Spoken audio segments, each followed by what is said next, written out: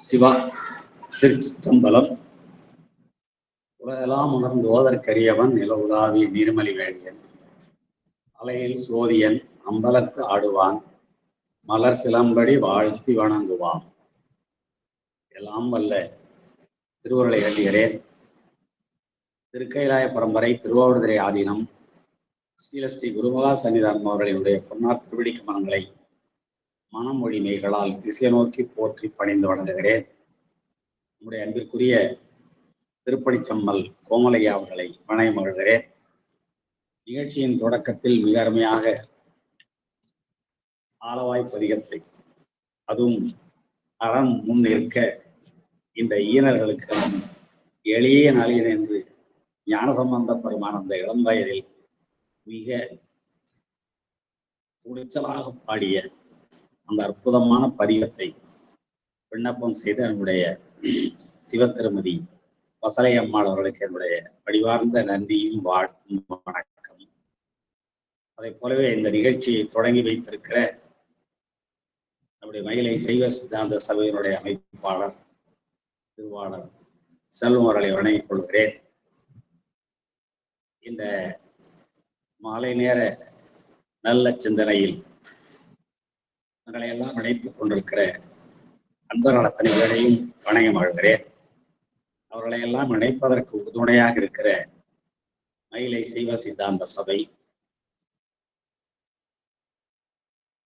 கோமல் ஓம் நமச்சிவாய அறக்கட்டளை, இடைமருதீசன் சாத்திரக்குழு ஆகியவற்றை சார்ந்த அமைப்பாளர்கள், உறுப்பினர்கள் அத்தனை பேரையும் திருவடி பணிந்து வணங்கி மகிழ்கிறேன். நாம் தொடர்ந்த திருத்தொண்டர்பான சிந்தனையில் இலைமலிந்த சரக்கத்தினுடைய 3வது நாயன்மாராக விளங்குகிற கண்ணப்ப நாயன் அவருடைய புராணத்தை நாம் தொடர்ந்து பல வாரங்களாக சிந்தித்து வருகிறோம். சென்ற வாரம் நாம் நிறைவில் பார்த்த பொழுது மிக நுட்பமான கருத்துக்களம் என்ற ஒரு அற்புதமான பாடலை சிந்தித்தோம். அது தெய்வ சேக்கிழாருடைய கவி கூற்றாக அமைந்த ஒரு அருமையான பாடல். முன்பு திருக்காலத்தி முதல்வனார் அருள் நோக்கால் என்று தொடங்குகிற அந்த பாடலில் முன்பே நாணனோடு திருநனார் மலை நோக்கி மேலே செல்கின்ற பொழுது அருள் திரு நோக்கம் செய்தார். திருநனார் அவரை காண்பதற்கு முன்பாகவே பெருமான் இவர் மீது அருள் திரு நோக்கம் செய்தார் அல்லவா? அதை இங்கே நினைவு கூறுகின்ற வகையில் நம்முடைய தெய்வ சேக்கிழார் சுவாமிகள் கவி கூற்றாக முன்பு திருக்காலத்தி முதல்வனார் அருள் நோக்கால் என்று தொடங்குகிறார்.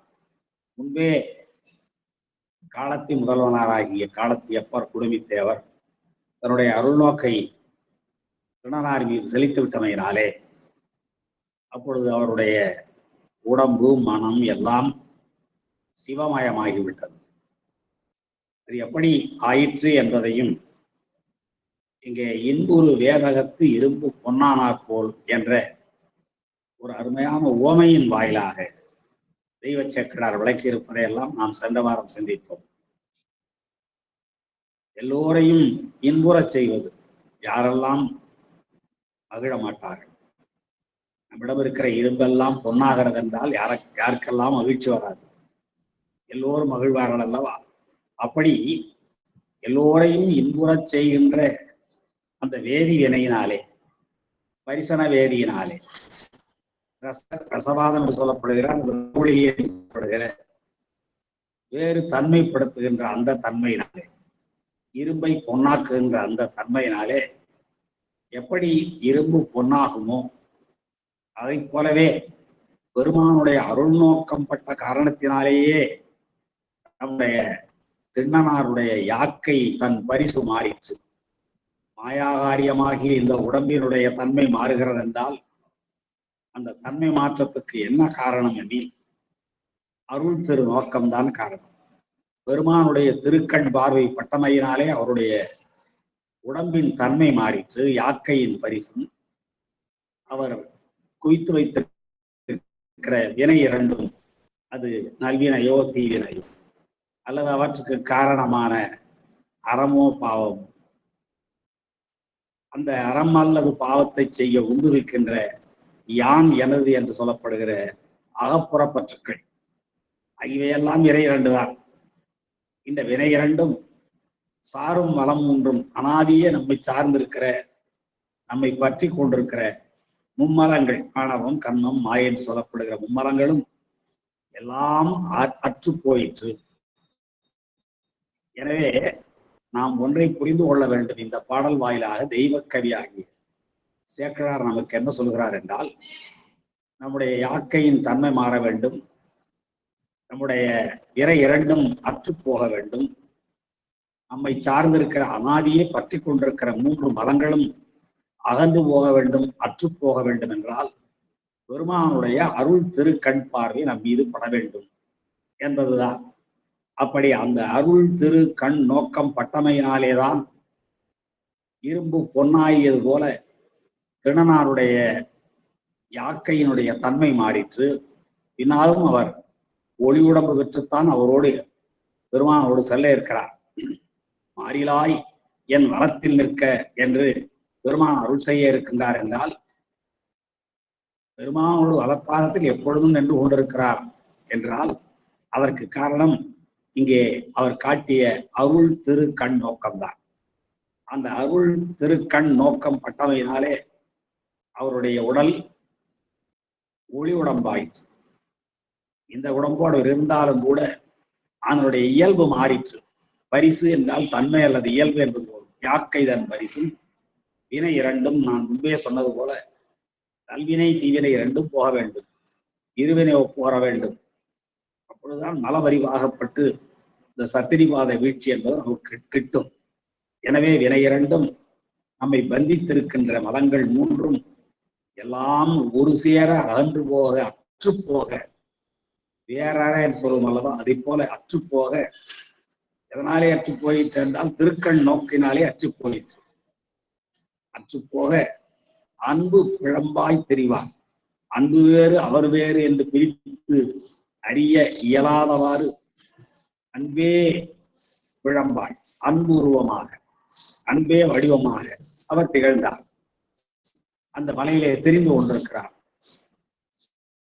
அவர் கருத்தின் அளவினரோ என்று சேக்கிழார் சாமிகள் அவர் என்று யாரை குறிப்பிடுகிறார் என்றால், நாணனும் நாகனும் தேவராட்டியும் எல்லோரும் இவருடைய மனத்தை மாற்றுவதற்கு முயற்சி செய்தார்கள் அல்லவா. நாணனோடு காடனும் போய் நாகனுக்கு சொல்லியபின் ஊனும் உறக்கமும் இன்றி அணங்குறைவாளையும் கொண்டு தெய்வத்தன்மை பொருந்தியவளாகிய தேவராட்டியும் அழைத்து கொண்டு பேணு மகனார் தம்பால் தம்மை பேண இருப்பார் என்ற, தம்மை போற்றுவார் என்ற மகன், தம்மால் போற்றப்படுகிற மகன், எல்லாவற்றுக்கும் மேலாக எப்பொழுதும் குடிவித்தேவரையே தன்னுடைய உள்ளத்தில் வைத்து போற்றிக் கொண்டிருக்கிற மகன், அவர்பால் பல்வேறு உபாயங்களை எல்லாம் சொல்லி அவரை வேதிக்க முயன்று, வேதிக்குவதற்கு நாம் சென்ற வகுப்பிலே நான் சொன்னேன், சாமவேத தான தண்டம் என்ற 4 வகையான உபாயங்கள் உண்டு. ஒரு மனிதனை தன்பால் ஈர்ப்பதற்கு இவ்வாறு 4 வகையான உபாயங்களை கையாள்வார்கள். சாமம் இன்சொல் சொல்லுதல், வேதம் வேறுபடுத்தி காட்டுதல், தானம் ஏதேனும் அவர் விரும்புகிற ஒன்றை கொடுத்தல், தண்டம் என்பது ஒருத்தல் ஆகிய இவற்றையெல்லாம் நம்முடைய பரிமேலழகர் அறத்துப்பாலினுடைய தொடக்கத்திலேயே மிக விரிவாக எழுதியிருப்பார். எனவே இந்த சாமவேத தான தண்டங்களை எல்லாம் முயற்சி செய்து பார்த்திருப்பார்கள். அவ்வாறெல்லாம் முயன்றும் கூட அவர் தங்களுடைய நெருக்கி வாராமையினாலே அவர்கள் அவரை கைவிட்டு போனார்கள். அவருடைய தொடர்பை அடியோடு அறவே விட்டொழிந்தார்கள் என்று அந்த 153வது பாடலில் சொன்னதற்கு பிறகுதான் அந்த முன்பு காலத்தின் முதல்வனார் திருநோக்கால் இன்புறு வேதகத்து இரும்பு பொன்னானார் போல். என்ன அருமையான ஓமை பாருங்கள். இன்புறு வேதகத்து இரும்பு பொன்னானார் போல். இரும்பு பொன்னாவதைப் போல. எதனாலே இரும்பு பொன்னாகும்? வேதகத்தாலே. வேதகம் என்பது ரசகுளிகை அல்லது ரசவாதம் என்று சொல்லப்படுகிற பரிசன வேதி என்று சொல்லப்படுகிற அந்த நாளே இரும்பு பொன்னாகும். நம்முடைய பெருமான் பொன்னனையாளுக்கு அந்த ரசவாதம் செய்து அவளிடம் இருக்கிற எல்லா உலோகங்களையும் பொன்னாக்கினார். அந்த அம்மையாருடைய நோக்கம் பெருமாளுக்கு ஒரு அற்புதமான திருவுருவத்தை செய்ய வேண்டும் என்ற உயர்ந்த நோக்கமாக இருந்ததனாலேதான் பெருமான் அவ்வாறு செய்தார். எனவே தன் பொருட்டாக எனக்காக என்று அங்கே அகப்பற்று இரும்பு பொன்னாக வேண்டும் என்று யாரேனும் கருதினால் நிச்சயமாக ஆகாது. அதுபோல இங்கே இரும்பு பொன்னானால் போல திருநனாருடைய யாக்கையினுடைய தன்மையும் அவரோடு இணைந்திருக்கிற இருவினைகளும் 3 மரங்களும் முற்றிலுமாக அற்று போயிற்று. அவ்வாறு அற்றுப்போன நிலையிலே பெருமானிடத்து கொண்டிருந்த அன்பு மட்டுமே அவரிடம் திகழ அன்பு பிழம்பாய் திரிவாராகிய அவருடைய அவர் கருத்தின் அளவினரோ என்றால் அந்த அவர் என்பவர்கள் இவரை வேதித்து தங்களோடு அழைத்து செல்ல முயன்றார்களே நாணனும் நாகனும் தேவராட்டியும் அவர்களுடைய கருத்தின் அளவில் இவர் அகப்படுவாரோ என்றால் நிச்சயமாக அமையார் என்பது கருத்து என்பதை நாம் சென்ற வார வகுப்பிலே இந்த 154வது பாடலை நாம் விரிவாக சிந்தித்த நிலையில் இந்த 155வது பாடல் இன்றைய பாடப்பகுதியை நாம் தொடங்குகிறோம்.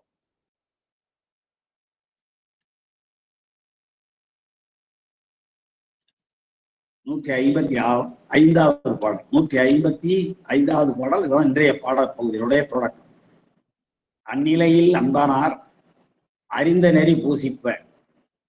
அந்நிலையில் அந்தனார் அறிந்த நெறி பூசிப்ப மன்னிய ஆகமப்படியால் மாமுனிவர் அருச்சித்து இங்கு என்னுடைய நாயகனே இது செய்தார் அமைக்கானே உன்னுடைய திருவருளால் ஒழித்தருள வேண்டுமென.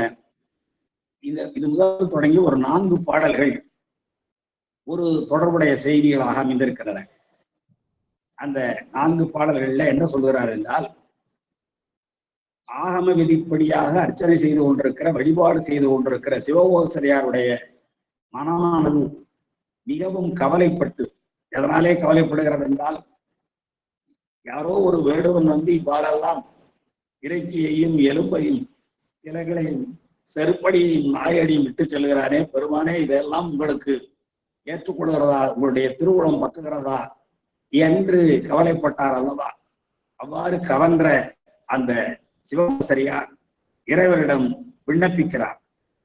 என்ன விண்ணப்பிக்கிறார்? உன்னுடைய திருவருளால் ஒழித்தருள வேண்டும். பெருமானே, உங்களுடைய திருவருளாலே இந்த செயலை, இந்த அனுசீலத்தை, இந்த குற்றச் செயலை நீங்கள் விலக்கிய விட வேண்டும் என்று சிவகோசரியார் வேண்டிக் கொள்ள, அதற்கு பெருமான் என்ன செய்கிறார், அவருடைய மனத்தை எவ்வாறு தந்தால் இருக்கிறார் என்ற செய்திகள் இந்த 4 பாடல்களிலே சொல்லப்படுகின்றன. எனவேதான் இந்த 155வது பாடல் முதல் 158வது பாடல் வரை இருக்கின்ற அந்த 4 பாடல்களிலே சிவகோசரியார் மனம் மிகவும் கவலைப்பட்டு இறைவனிடம் விண்ணப்பித்து என்னத்தை விண்ணப்பிக்கிறார் என்று நான் முன்பே சொன்னேன். அந்த அனுசீத செயலை, அந்த அன்பு வெளிப்பட்ட பூஜையை தொடர்ந்து கொள்ளாத காரணத்தினாலே, ஏனென்றால் நாம் முன்னாடியே பார்த்திருக்கிறோம், அதை இந்த தீமைகளை ஒழிக்க வேண்டும் என்று வேண்டிக் கொள்வார். அது தீமையா நன்மையா என்பது பெருமான் உணர்த்தினாலே தானே உணர முடியும். நம்முடைய ஆன்மாவினுடைய தன்மையே இது சார்ந்ததன் வண்ணம் உணரும் தன்மையுது. ஐந்தவத்தைப்படுவதென்றெல்லாம் அதனுடைய பொது சிறப்பு இலக்கணங்களை சொல்வார்கள் சித்தாந்தத்திலே. அந்த வகையிலே உணர்த்தினால் தானே உணரும். அந்த உணர்த்துகின்ற வேலையை பெருமான் இன்னும் செய்யாமையினாலே இந்த தீமைகளை எல்லாம் ஒழிக்க வேண்டும் என்று வேண்டிக் கொள்கிறார். சிவகோசரியா. அது தீமை இல்லை, அது யான் விரும்புகிற அன்பு வழிபட்ட புதிதான் என்பதை பெருமான் ஒரு எடுத்துக்காட்டின் வழியாக அவருக்கு விளக்க இருக்கிறார். அது வருகின்ற பாடல்கள் வழியாக நாம் பார்க்க இருக்கிறோம். இப்போ 155வது பாடல். அந்நிலையில் அன்பனார் அறிந்த நெறி பூசிப்ப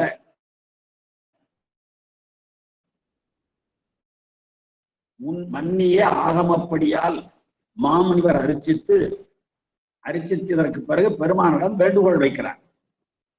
பார்க்கிறோம், பெருமானிடம் போய் நம்ம வேண்ட வேண்டியது எதுவும் இல்லை என்பதெல்லாம் நமக்கு தெரியும். ஏனென்றால் பெருமான் வேண்டத்தக்கதெல்லாம் அறியக்கூடியவர்.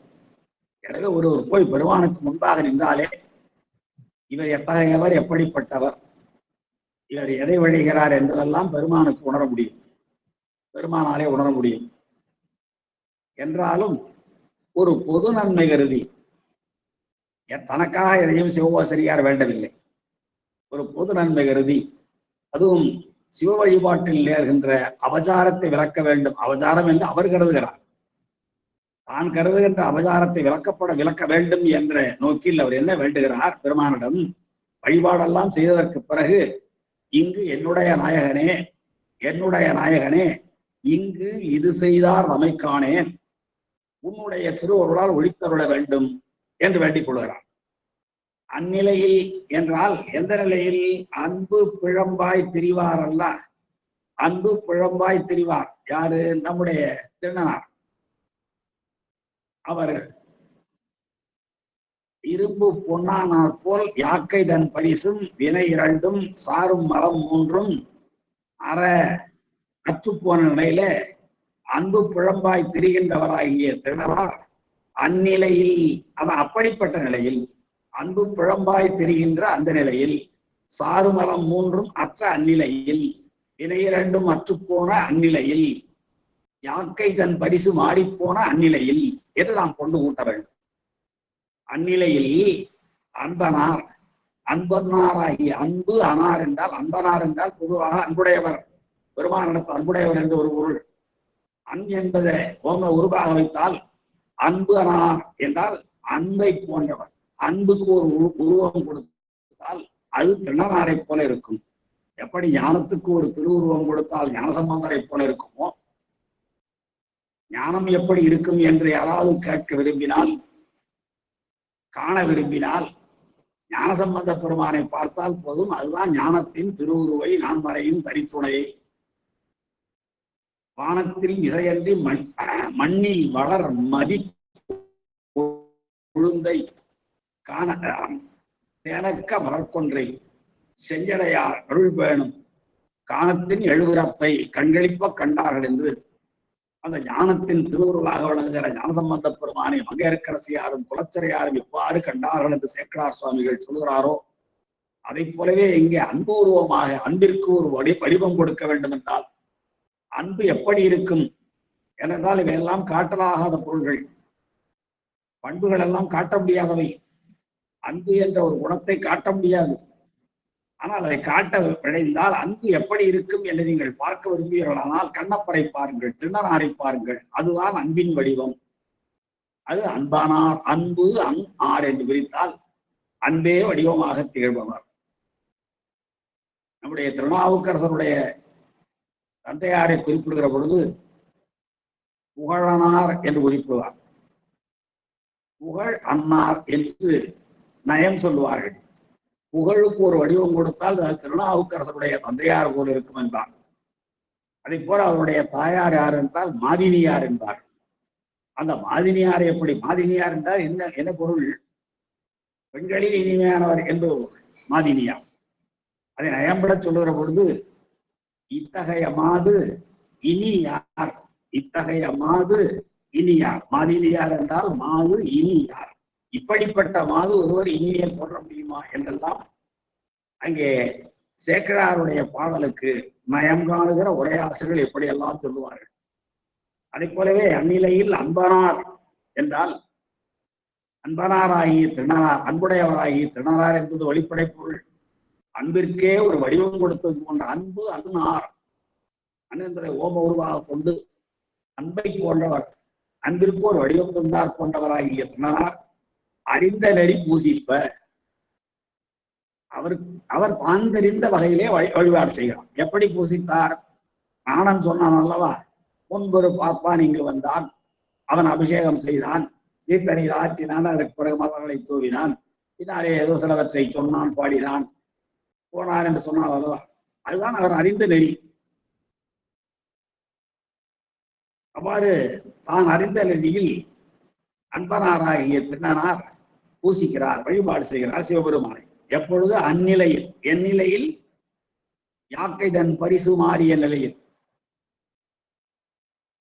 வினை இரண்டும் அற்ற நிலையில், சாறுமலம் மூன்றும் முற்றிலுமாகிய நீங்கிய நிலையில், அன்பு உருவமாய் அன்பு பிழம்பாய் திரிபவராகிய திண்ணனார் அந்நிலையில் என்று நாம் முதல் பாட்டிலே சொல்லப்பட்ட அத்தனை செய்திகளையும் இங்கே கொண்டு வந்து சேர்த்துக் கொள்ள வேண்டும். அந்நிலையில் அன்பனாராகிய திண்ணனார் அறிந்த நெறி பூஜிப்ப, தாம் தெரிந்த நெறியிலே வழிபாடு செய்ய. அவர் என்ன வழிபாடு செய்வார் உங்களுக்கு தெரியும். திறந்தோறும் வாயிலே முகலியாற்று நீரை, பொன்முகலியாற்று நீரை கொண்டு வருவார். தலையிலே பெருமானுக்கு சூட்டுவதற்குரிய மலர்களை எல்லாம் கொண்டு வருவார்.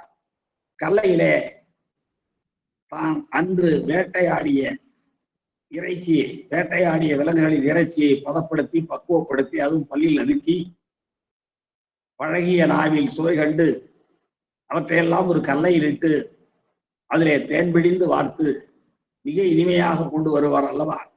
ஆகவே அபிடேகத்துக்குரிய தீர்த்தத்தையும் அலங்காரத்துக்குரிய மலர்களையும் நிவேதனத்துக்குரிய பொருள்களையுமாக இவற்றையெல்லாம் நாள்தோறும் கொண்டு வந்து வழிபாடு செய்கின்ற நிலைதான் அவரறிந்த நிலை. அந்த அறிந்த நிலையில் பூசிப்ப அன்பனாராகிய திண்ணனார் தாமறிந்த நிலையில பெருமானை பூசிக்க மன்னிய ஆகமப்படியால் மாமுனிவர் அர்ச்சித்து. நம்முடைய திண்ணனாருடைய அர்ச்சனை வழிபாடு அன்பு வழிபட்டது என்றால் இவருடைய வழிபாடு ஆகம வழிபட்டது. மன்னிய ஆகமப்படி, மன்னிய என்றால் நிலைவேறுடைய என்பது பொருள். ஆகமம் யாரு தந்தது என்றால் பெருமான் தந்தது. மன்னும் மாமலை மகேந்திர மதனில் சொன்ன ஆகமம் தோற்றுவித்தருளியும் என்பார் மணிவாசக பெருமான். எனவே ஆகமத்தை தந்தவர் யார் என்றால் நம்முடைய பெருமான் தான். அதனாலதான் அவர் செய்த ஆகமங்களை நம்முடைய திருமூல நாயனார் 9 தந்திரங்களாக பிரித்து சொல்கிறார். அந்த 28 ஆகமங்களை அதை குறிப்பிடுகிற பொழுதுதான் திருமூலர் சொல்லுவார், என்னை நன்றாக இறைவன் படைத்தனன் தன்னை நன்றாக தமிழ் செய்யுமாறே. என்னை எதற்காக இறைவன் படைத்தான்? எனவே இறைவனுடைய படைப்பின் நோக்கம் ஒவ்வொருவருக்கும் ஒன்றொன்று உண்டு. நாம் எதற்காக படைக்கப்பட்டிருக்கிறோம் என்பது நாம் இன்னும் தொடர்ந்து கொள்ளவில்லை. ஆனால் திருமூலர் உணர்ந்து கொண்டார். என்னை நன்றாக இறைவன் படைத்தனும் எதற்காக? தன்னை என்றால் தன்னால் செய்யப்பட்ட ஆகமத்தை, தன்னால் உபதேசிக்கப்பட்ட ஆகமத்தை, தன்னால் கையிலே உமையம்மைக்கு சொன்ன ஆகமத்தை, அப்படியெல்லாம் பொருளலாம். அந்த என்னை நன்றாக இறைவன் படைத்தனன் தன்னை நன்றாக என்றால் தன்னால் சொல்லப்பட்ட ஆகமத்தை தமிழ் செய்யுமாறே, தமிழை தந்து ஒரு நூலாக ஆக்குவதற்காகத்தான் என்னை நன்றாக இறைவன் படைத்தனன் என்று தன்னுடைய படைப்பின் நோக்கமே அதுதான் என்று நம்முடைய திருமூலர் குறிப்பிடுகிறார். அது ஆகமம் பெருமான் தந்தது. வேதம் எப்படி பெருமானிடமிருந்து வந்ததோ, வேதம் புதிய ஆகமம் சிறப்பு என்று நாம் சொல்கிறோம். பொதுவான வேதத்தை தந்தவரும் பெருமான் தான்.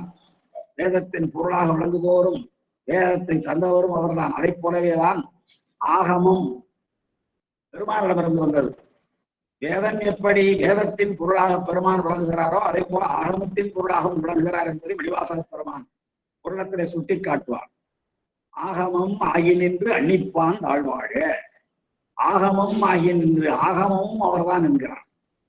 எனவே ஆகமத்தை தந்தவரும் அவர்தான், ஆகமமாக ஆகி நிற்பவரும் அவர்தான்.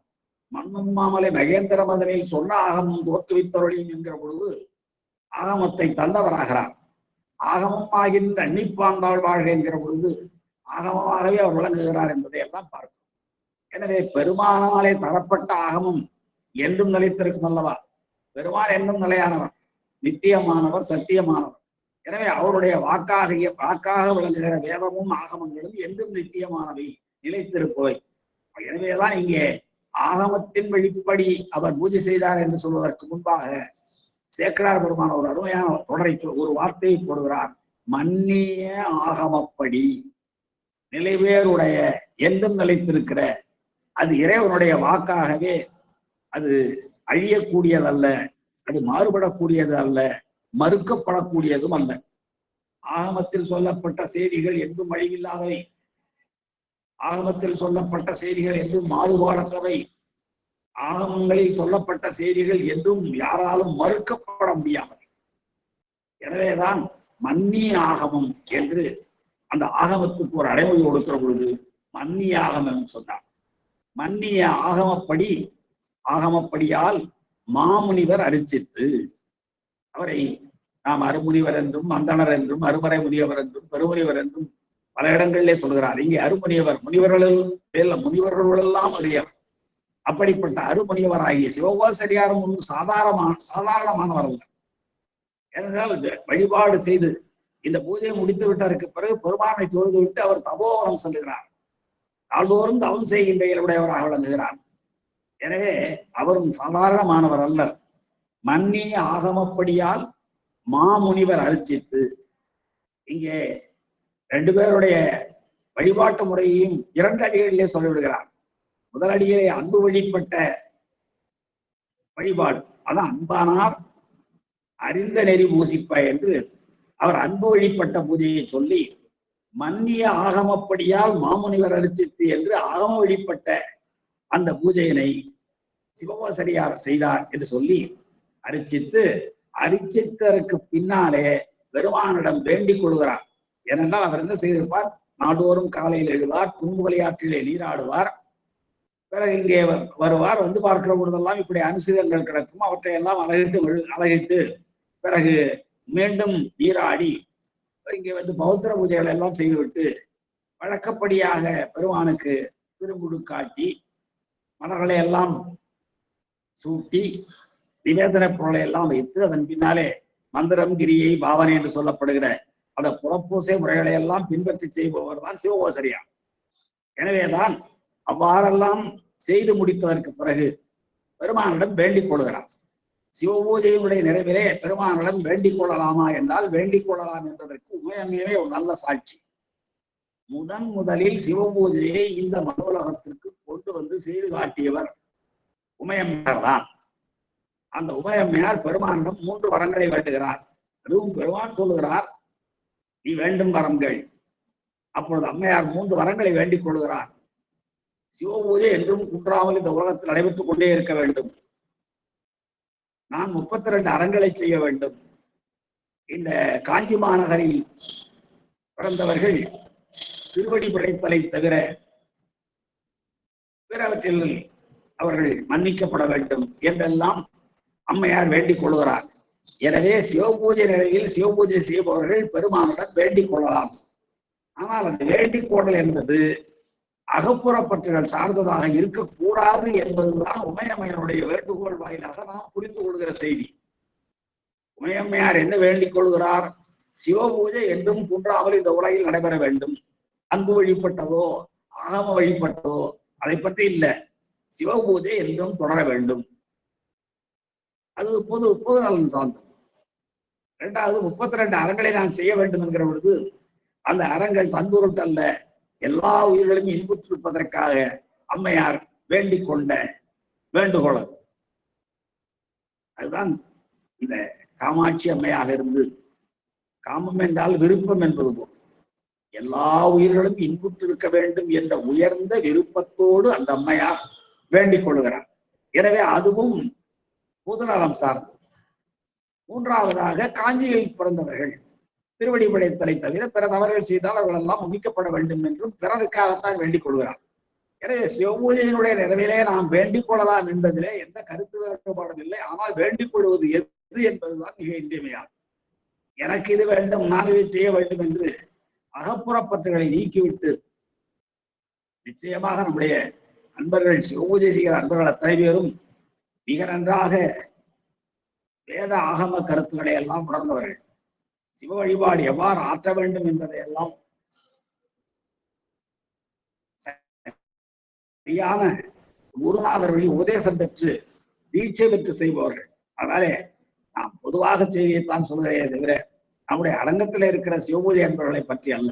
ஏனென்றால் நம்முடைய அரங்கத்திலே இருக்கிறவர்கள் அவர்கள் சமய தீட்சை பெற்றவர்களாக இருந்தாலும் விசேஷ தீட்சையாகிய சிவபூதி பெற்றவர்களாக இருந்தாலும் அவர்கள் மிக உயர்ந்த குருநாதர் வழியாக நல்ல உபதேச தீட்சையை பெற்றவர்கள். எனவே அவர்களுக்கு இவற்றையெல்லாம் சொல்ல வேண்டிய அவசியம் இல்லை. எனவே மன்னிய ஆகமப்படியால் மாமுனிவர் அனுச்சித்து என்று சொல்கிற பொழுது மிக அருமையாக அவர் ஆகமங்களில் சொல்லப்பட்ட விதிப்படி பெருமானை வழிபாடு செய்கிறார். அவ்வாறு வழிபாடு செய்ததற்கு பிறகு என்னுடைய நாயகனே என்று பெருமானை அழைக்கிறார். என்னுடைய நாயகனே, என் தலைவனே, அதாங்க உரிமை. பெருமானை என்னுடைய நாயகனே என்னுடைய நாயகனே என்று சொல்கிற அந்த உரிமை இருக்கிறதே, இந்த என்னுடைய நாயகன் என்பது அகப்பற்றல்ல, எல்லாவற்றையும் தாண்டி பரிகரணமாக செய்வது. என் தலைவனே, மேலே வடியில நான் ஒரு சொல்லை விட்டிருக்கிறேன், அதை இங்க சேர்த்துங்க. இங்கு இங்கு என்னுடைய நாயகனே, இரண்டாவது அடி கடைசியில பாருங்க, இங்கு மாமுனிவர் அரிச்சித்து இங்கு இங்கு இது செய்தார் அமைக்கானேன். இங்கு இப்படிப்பட்ட அனுசிதமான செயலை செய்தவர் எனக்கு தெரியவில்லை. ஆனால் அவர் முதல்ல மேவ நேர்வர அஞ்சாரோ அஞ்சா வேடுவரே இது செய்தார் என்று அனுமானத்தால் கொண்டிருந்தாலும் கூட மேவ நேர்வர அஞ்சா வேடுவரே இது செய்தார் என்று, ஏனென்றால் அந்த காட்டகத்து வேடுவர்கள் தான் தெரிய முடியும். பன்றி இறைச்சியையும் மறை கலை கடமா முதலானவற்றுடைய இறைச்சிகளெல்லாம் பக்குவப்படுத்தி கொண்டு வர அவர்களாலே தான் இயலும். எனவே அவர் அனுமானத்தின் வழியாக அவர் உணர்ந்த செய்தி என்ன என்றால் மேவ நேர்வர அஞ்சாத வேடுவரே இது செய்தார் என்று அவர் அனுமானித்திருந்தார். ஆனால் இப்பொழுது என்ன வேண்டிக் கொள்கிறார்? என்னுடைய நாயகரே, இங்கு இது செய்தார் அமைக்கானே. பெருமானே, உங்களுக்கு முன்னாலே இவ்வாறு அனுசிதமான, அது அபவாதமான சிவ அபராதமான குற்றம் என்று அவர் கருதுகிறார். ஏனென்றால் ஆகம விதிப்படியாக பார்க்கிற பொழுது அது குற்றமாகலாம். இது செய்தார் தம்மை காணேன், உன்னுடைய திருவருளால், பெருமானே உங்களுடைய திருவருளால் ஒளித்தருள வேண்டும், அது நிகழாமல் செய்ய வேண்டும், இனிமேல் இது போன்ற செயல்கள் நடைபெறாமல் பார்த்து கொள்ள வேண்டும் என்று அங்கே ஒரு வேண்டுகோளை வைக்கிறார். பெருமானிடம் ஒரு வேண்டுகோளை வைக்கிறார்.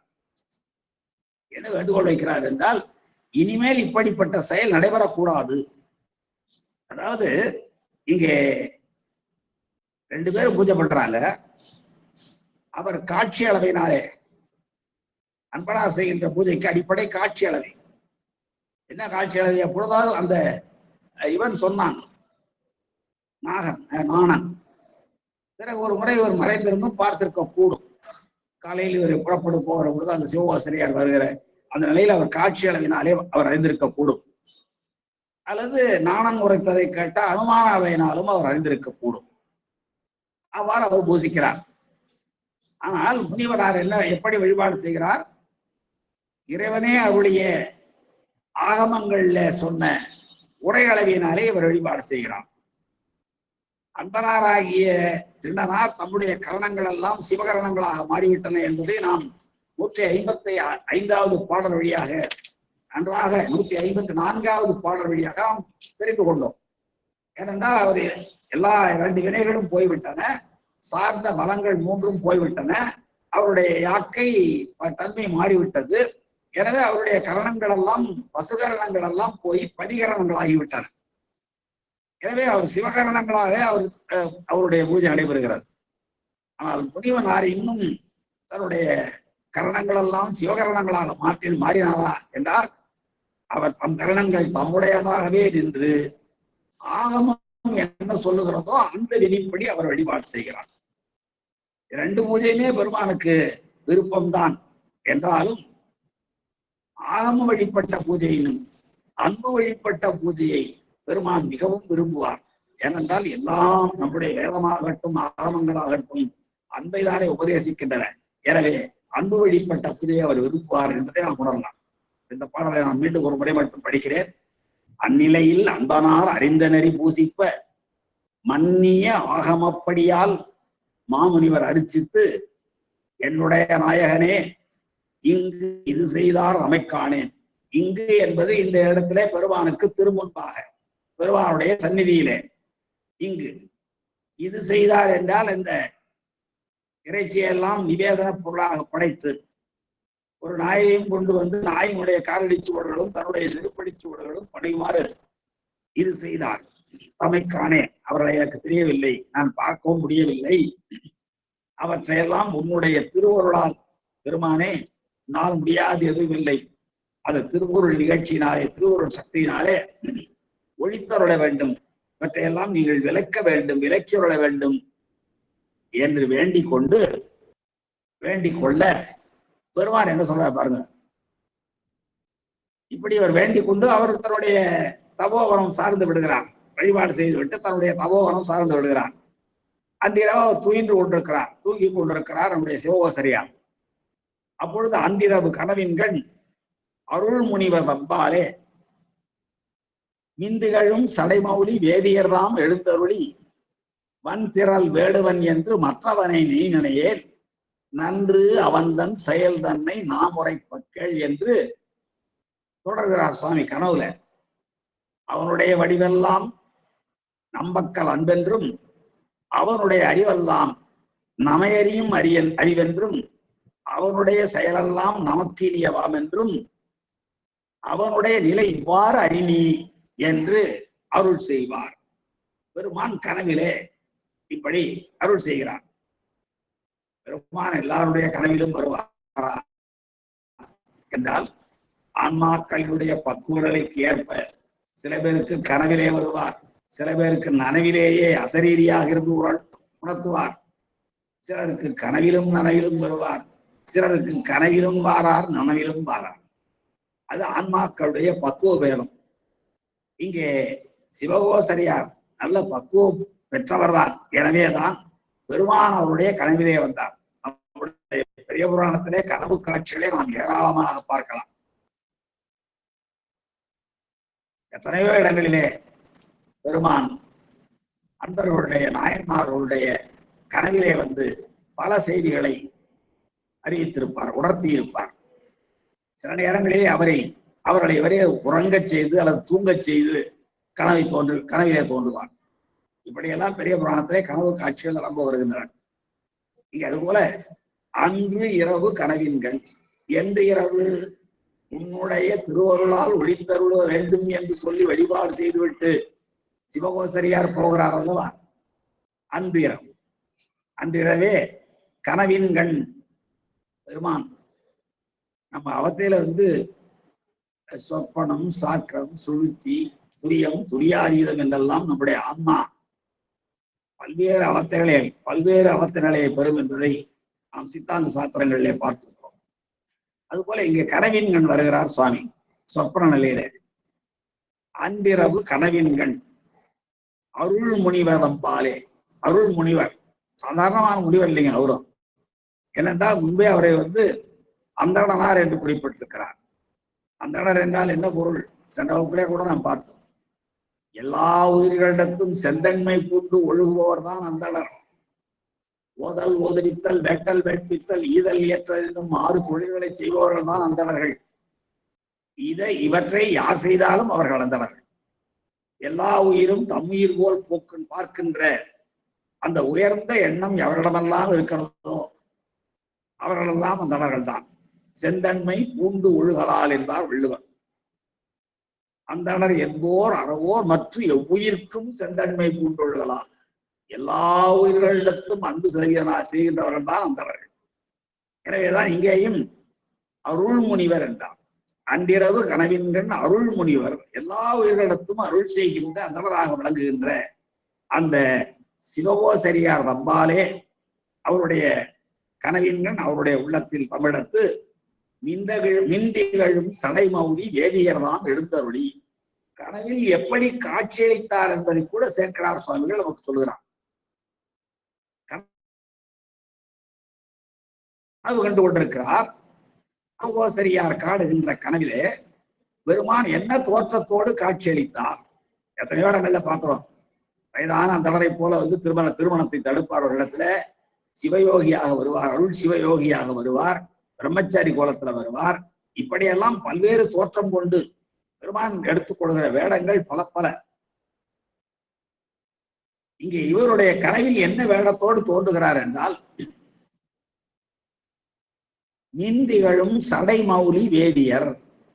மின் திகழும் சடை மௌலி, மின்னலை போல ஒளி வீசி திகழ்கின்ற செம்மையான சடாமுடியை உடைய வேதியராக தோன்றுகிறார்.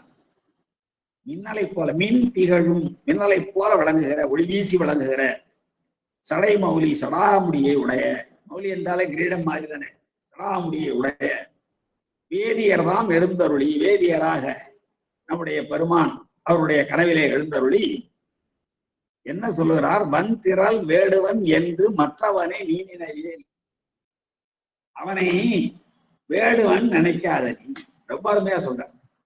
மற்றவனை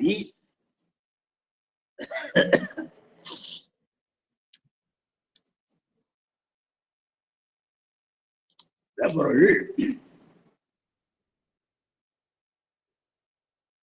கனவுல, எல்லாருடைய கனவுல சாமி வந்துருவாரா? அந்த கனவில் பெருமான் வர வேண்டும் என்றாலே அதற்கு பெரும் நாம் தவம் செய்திருக்க வேண்டும். நம்முடைய மணிவாசக பெருமான் சொல்லுவார் அல்லவா, கனவிலும் தேவர்க்கு அரியாய் போற்றி. கனவிலும் என்றால் நனவில் நிச்சயமா இல்லை, அந்த இறந்தது தழியது. கனவிலும் தேவர்க்கு அரியாய் போற்றி, நனவிலும் நாயருக்கு அருளினை போற்றி. அப்ப நனவிலும் என்கிற பொழுது எனக்கு நனவிலும் வருகிறாய், கனவிலும் வருகிறாய். ஆனால் தேவர்களுக்கு கனவிலும் கூட நீ வருவதில்லை. ஏனென்றால் அந்த தேவர்கள் சுயநலப்பட்டவர்கள். அவருடைய வழிபாடெல்லாம் காமிய வழிபட்டது, பயன் கருதிய வழிபாடு. எப்பொழுதும் பயன் கருதிய வழிபாடு செய்வர்களிடம் பெருமான் நிச்சயமாக அருள் செய்யவே மாட்டான். இவர்கள் ஆனால் இங்கே ரெண்டு பேருடைய வழிபாடும் பயன் கருதாத வழிபாடு, நிஷ்காமிய வழிபாடு என்று சொல்வார்கள். அது திருநனார் செய்த வழிபாடாக இருப்பினும், சிவகோசரியார் செய்த வழிபாடாக இருப்பினும், இரண்டுமே நிற்காமியம், எந்த பயனும் கருதாத வழிபாடு. அதனாலேதான் பெருமான் அன்றிரவு என்றால் திருவருளால் அவன் செயலை நீங்கள் விளக்க வேண்டும் என்று வேண்டிக் கொள்கிறார். அவருடைய செயல் விளக்கப்பட வேண்டியதல்ல, அது அன்பு வழிபட்டதுதான், அதுவும் நான் ஏற்றுக்கொண்டதுதான் என்னும் பொருளமைய சிவகோசரியாருக்கு உணர்த்த வேண்டும் என்பதற்காக அன்றிரவே கனவின்கள் அருள்முனிவர் அப்பாலே அந்த சிவகோசரியாரிடத்து மின்திகழும் சடைமௌலி வேதியர் தாம் எழுந்தருளி. வேதியர் என்பதே இங்கே வேதிப்பவர் என்று நாம் பொருள் கொள்ளலாம் கூட. அவருடைய மனத்தினுடைய நிலையை மாற்றுபவர் என்றும் சொல்லலாம். வேதித்தல் என்றால் மாறுபடுத்துதல், மாற்றுதல் என்ற ஒரு பொருளும் உண்டு. வேதியராக வருகிறார் என்றால் அந்தணராக வருகிறார், வேதம் தந்தவராக வருகிறார் என்று பொருளாம். அவருடைய இதுவரை கொண்டிருக்கிற அவருடைய கருத்தை வேதிப்பவராக, திருநனாரை பற்றி அவர் கொண்டிருக்கிற தவறான தீமை ஒளி என்றெல்லாம் எடுகிறார்கள் அல்லவா, அப்படிப்பட்ட அந்த எண்ணத்தை மாற்றுபவராகவும் கூட பெருமான் தோன்றினார் என்ற கருத்தில் நாம் வேதிப்பவர் என்று கொள்ளலாம். இந்துகளும் சடைமௌலி வேதியராக, மின்னலை போல ஒளி வீசி திகழ்கின்ற சிவந்த சடாமுடியுடைய வேதியராக எழுந்தருளி, அவருடைய கனவில் எழுந்தருளி, அந்தணனார் கருடைய கனவில் எழுந்தருளி, அருள்முனிவர் கனவிலே எழுந்தருளி, மந்திரல் வேடுவன் என்று மற்றவனை நினையேல். அவனை யார்? அந்த திருநனாரை வந்திரல் வேடுவன் என்று நினையேல், நினைக்காதே. வலிமையும் திறமையும், அந்த வந்திரல் என்பது ஒரு பொருள் பன்மொழி, ஒரே பொருள் தான் எடுக்கும். வலிமை என்றாலும் ஆற்றல் என்றாலும் பொருள் ஒன்றுதானே. எனவே வந்திரல் வேடுவன் என்று அவன் வலிமையும் ஆற்றலும் மிக்க வேடன் என்று அவனை நீ நினைத்து விடாதே. அவன் வெறும் வேடன் மட்டுமல்ல, மற்றவனை என்பதை பார்க்கும் பொழுது அவன் வேடர் குலத்தவனாயும் அந்த வேடர்களிலே ஒருவனாக இருந்தாலும் மற்ற மானுடர்கள் ஒருவனாக இருப்பினும் அவ்வாறெல்லாம் வைத்து நீ எண்ணிவிடாதே. வேடர் குலத்தில் தோன்றியவன் என்றோ சாதாரண மானுடர்கள் போன்றவர் என்றோ நீ எண்ணிவிடாதே. அவன் தன்மை வேறாக விளங்குகிறது என்று உணர்த்துவதற்காகத்தான் இங்கே தெய்வ சேக்கிழார் அவர்கள் மற்றவனை என்ற தொடரை குறிப்பிடுகிறார். வந்திரல் வேடுவன் என்று மற்றவனை, அவனை, திருநனாரை வேடர் குலத்திலே தோன்றியவன் என்று கருதி விடாதே. அவன் கொல்லுவதற்கோ வெட்டுவதற்கோ அஞ்சாதவன், அப்படிப்பட்ட குலத்தில் வந்தவன் என்று எண்ணிவிடாதே. அல்லது மற்ற சாதாரண மாவுடர்களைப் போல எண்ணிவிடாதே. அவற்றிற்கும் மேலானவன் என்னும் பொருளில் மற்றவனை நீ நினையேல் என்கிறான். வந்திரல் வேடுவன் என்று மற்றவனை நீ நினையேல், நினைக்காதே, முன்னிலையேவன் நினையேல். நன்று அவன்தன் செயல் தன்னை நாம் உரைப்ப கேள். நன்றாகி அவனுடைய செயல், நன்றாகி அவனுடைய செயல் என்ன? இந்த 6 நாள் ஆச்சு. அல்லுறங்கால் பகல் வேட்டையாடுவார். இரவு முழுவதும் தூங்காமல் வில்லேந்திய வீரராக பெருமானுக்கு பக்கத்திலே நின்று இரவெல்லாம் வந்து சாருகின்ற விலங்குகளினாலே எந்த இடையூறும் வந்துவிடக் கூடாது என்பதற்காக காத்து நிற்கிற செயல் ஒன்று. இன்னொன்று வேட்டையாடுது. இறைவர் பசித்திருக்க கூடாது என்பதற்காக பகலெல்லாம் வேட்டையாடி தான் வேட்டையாடி கொண்டு வந்த அந்த விலங்குகளை எல்லாம் கூறுபடுத்தி அதை கிழித்து பிளந்து வகுத்து வதக்கி சுவை பார்க்க அடக்கி பழகிய நாவில் இனிமை கண்டு தேன் கலந்து கலையிலிட்டு கொண்டு வருகிற அந்த செயலெல்லாம் அதுதான் குறிப்பிடுகிறார். இவ்வளவு சேர்த்து அவனுடைய நன்றவந்தன் செயல் தன்னை, நன்றாகி அவனுடைய செயல் எப்படிப்பட்டது என்பதை நாளை நாம் உரைப்ப கேள் என்றார். நாளை இல்ல, நாம் உரைப்ப கேள், நான் சொல்றேன் கேள். சுவாமி பேசுறாரு இங்க கனவுல வந்து. யாரிடம் வந்து கனவுல? அருள் முனிவர் தப்பால். அவரும் அருளுடையவர், எல்லா உயிரிடத்தும் இரக்கம் காட்டுகின்ற சிறுதன்மை மிக்கவர் தான் சிவகோசரியார். எனவே அந்த சிவகோசரியாருடைய கனவிலே வந்தவராகிய பெருமான், மிந்திகளும் சடைமௌலி வேதியராக வந்த பெருமான் அவரிடம் சொல்லுகிறார், வந்திரல் வேடுவன் என்று மற்றவனை நீ நினையேல். அவன் சாதாரண வேடர் குலத்தில் தோன்றியவன் என்றோ, வேடர்களைப் போல அவனும் ஒரு சாதாரணமானவன் என்றோ, அல்லது எல்லா மானுடர்களைப் போலவும் அவனும் சாதாரணமானவன் என்றோ நீ நினைத்து விடாதே. அவன்தன் நன்றவந்தன் செயல் தன்னை, நன்றாகிய அவனுடைய செயல், அவன் செய்கின்ற எல்லா செயலும் அந்த நன்றாகிய அவன் செயலை நாம் உரைப்ப கேள். நான் சொல்றேன் கேளியா, நான் சொல்கிறேன் கேள் என்று அங்கே நம்முடைய சிவகோசரியாருடைய கனவிலே தோன்றிய, வேதியர் வடிவிலே தோன்றிய, இந்திகளும் சடைமௌலி வேதியராக தோன்றிய நம்முடைய பெருமான் அருள் செய்கின்றார். எப்படி இன்னும் சொல்லுகிறார்? நாம் உரைப்ப கேள், அவன் மற்றவனை நீ நினையேல். நன்றவந்தன் செயல் தன்னை, நன்றவன் தன் செயல் தன்னை, நன்றாகி அவனுடைய செயல் எல்லாவற்றையும் நான் சொல்லுகிறேன் கேள் என்று சொல்ல தொடங்கிய, கனவிலே சொல்ல தொடங்கிய நம்முடைய பெருமான் அவனுடைய வடிவெல்லாம் நம்பக்கலந்தென்று அருமையான படம் பிடித்து காட்டுகிறார். திருநனார் எப்படி இருப்பார்? அவனுடைய எதெல்லாம் நம்முடைய கண்களில் காட்ட முடியாதோ அவற்றையெல்லாம் திருநனார் வழியாக நீங்கள் பார்த்தறிந்து கொள்ளுங்கள் என்று சொல்வது போல் அமைந்திருக்கிற அற்புதமான பாடல் இது. அவனுடைய வடிவெல்லாம், அவருடைய வடிவு எப்படிப்பட்டது, அவருடைய உருவம் எப்படிப்பட்டது, அவருடைய மேனி எப்படிப்பட்டது, எல்லாமே அன்பு வடிவானது. அவனுடைய வடிவெல்லாம் நம்பக்கல் அன்பு. என்னிடத்து அவன் கொண்டிருக்கிற அன்புதான் அவனுடைய வடிவம். அதான் அன்புமயமாகவே விளங்குகிறது அவருடைய திருவுருவம்.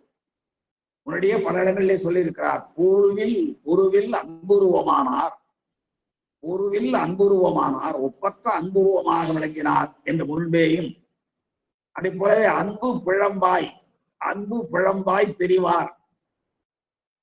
சென்ற பாடலே நான் பார்த்தோம், 154வது பாடல். அன்பு பிழம்பாய் தெரிவார் அவகருத்தின் அலைகிறோ என்று பாடல் அல்லவா? எனவே அவருடைய வடிவெல்லாம் நம் பக்கல், நம்மிடத்து, பக்கல் என்பது நம்மிடம், என்னிடத்து கொண்ட அன்புதான் அவனுடைய வடிவம். அவன் அன்பு பிழம்பு, அன்பு மயமானவன். நாம் எல்லாம் எழுதுகிறோம் சிவமயம் என்று போடுகிறோம், எழுதுகிறோம் பிள்ளையார் சொல்லி போட்டு சிவமயம் என்று எழுதுகிறோம். அன்புமயமானவன், அவனுடைய அறிவெல்லாம் நம்மை அறியும் அறிவு, வேற எதுவுமே இல்லைங்க. அவருக்கு அறிவு என்று அந்த திணனாருடைய அறிவு என்ன அறிவு என்றால் நம்மை அறியும் அறிவுதான். அன்பே எப்படி ஒரு உருவமானால் எப்படி இருக்குமோ அது திணனாரை போல இருக்கும். அறிவெல்லாம் நம்மை அறியும் அறிவு என்பது அறிவு முழுமையும் நம்மையே அறிந்தது, வேறொன்றையும் அறியவில்லை, வேறொன்றிலும் அவருடைய அறிவு செல்லவில்லை. திணனாருடைய அறிவு நம்மை அறிகின்ற அறிவு. அதாங்க நீங்க இரவு வருகிறது, பெருமான் காட்டிலே தனியாக இருக்கிறாரே, இந்த விலங்குகளால் இடையூறு வருமோ அப்பொழுது நினைத்ததும் நம்மை அறியும் அறிவு. அதை போலவே பெருமான் பசித்திருப்பாரே, காலந்தாழ்க்கையான் கொண்டு வரலாமா என்று வேட்டையாடி வினைமுடித்து மிகச் சீக்கிரமாக கொண்டு வருவதும் நம்மை அறிந்த அறிவு. எனவே அறிவு என்பது என்னை பற்றிய அறிவுதான் அவருடைய அறிவை தவிர அவருடைய அறிவு வேறு எதுவுமே செல்லவில்லை. இந்த 6 நாட்களும் தனக்கு பசி தோன்றவில்லை, தனக்கு தூக்கம் வரவில்லை, நீர் வேட்கை இல்லை, எந்த உணர்வும் அவருக்கு தோன்றவில்லை. அதனாலதான் அவனுடைய வடிவெல்லாம் நம்பக்கலம்பென்றும் அவனுடைய அறிவெல்லாம் நமையறியும் அறிவென்றும். என்னை பற்றிய அறிவு மட்டும்தான் அவரிடம் இருக்கிறதே தவிர அவருடைய அறிவு முழுவதும் நம்மை அறிந்தது தவிர நம்மையே அறிந்ததை தவிர வேறொன்றிலும் செல்லவில்லை. வேட்டையாடுவது எனக்காக அவற்றை பல்வேறு வகையாக கூறு பொழுது வளையமாக வெட்டுவது, அவற்றை கடலிலே இட்டு கோலில் கோத்து காய்ச்சுவது, கல்லையில் இடுவது, தேன் கலந்து வருவது, அதை போலவே பொன்புகலி ஆற்றில் வாயில் நீர் கொண்டு வருவது, தலையிலே மலர்களை கொண்டு வருவது ஆகிய எல்லாம் எந்த செயலாக இருந்தாலும் என்னை பற்றிய அறிவு மட்டும்தான் அவனுக்கு இருந்ததை தவிர வேறொன்றிலும் அவனுடைய அறிவு செல்லவில்லை. அப்படி சென்றிருக்குமானால் தேவராட்டி அழைத்து வந்த நாகன் அழைத்த பொழுது அவர்கள் என்ன சொல்லி இருக்கிறார்கள் சொன்னார்கள் என்பதை அவர் புரிந்து கொண்டிருக்க கூடும். ஆனால் அவருடைய அறிவு முழுவதும் பெருமானை பற்றியே மட்டுமே இருந்தது. எனவேதான் அந்த தேவராட்டி சொன்னதோ நாகன் வந்து அடைத்ததோ வேறுபடுத்தி முயற்சித்ததோ எதுவுமே அவருடைய செவியில் ஏறவில்லை. அவருடைய அறிவு முழுவதும் வேறொன்றிலும் செல்லாமல் நம்மை பற்றியதாக இருந்தது என்று கனவிலே பெருமான் மிக தெளிவாக உரைக்கிறார் என்றால் திண்ணனாரை பற்றி எவ்வளவு தெளிவாக பெருமான் உணர்ந்திருக்கிறார் என்று சொல்வதன் வாயிலாக இந்த உலகத்தில் உள்ள உயிர்களை பற்றி எல்லாம் பெருமான் அறிந்திருப்பார் என்பதுதான் உண்மை. நாம் போய் பெருமானிடம் எந்த முறையீடும் வைக்க வேண்டிய அவசியம் இல்லை. ஏனென்றால் ஒவ்வொரு உயிரினுடைய அறிவு, இச்சை, செயல் எல்லாம் பெருமானுக்கு தெரியும். அவ்வாறு தெரிந்ததனாலேதான் மிக தெளிவாக சொல்லுகிறார், அவனுடைய வடிவெல்லாம் நம்பக்கல் என்பென்றும் அவனுடைய அறிவெல்லாம் நம்மை அறியும் அறிவென்றும். நம்மை அறியும் அறிவு நம்மை மட்டுமே அறிகின்ற அறிவு, அதை தவிர வேறொன்றிலும் அவனுடைய அறிவு செல்லவில்லை. வேறொன்றில் சென்றிருக்குமானால் தன்னுடைய பசியை அவன் தெரிந்திருப்பான், தன்னுடைய நீர் வேட்கையை அறிந்திருப்பான், தன்னுடைய உடல் நீராடவில்லை என்று அறிந்திருப்பான், தனக்கு கண்ணுறக்கம் வருமே என்று அறிந்திருப்பான். ஆனால் எதுவுமே அவன் மேற்கொள்ளாமையினாலே அவனுடைய அறிவு வேறெங்கும் செல்லவில்லை, நம்பக்கல் மட்டுமே இருந்தது. அதான் இங்கே அவனுடைய அறிவெல்லாம் நமையறியும் அறிவென்றும் அவனுடைய செயல் எல்லாம் நமக்கு இனிய.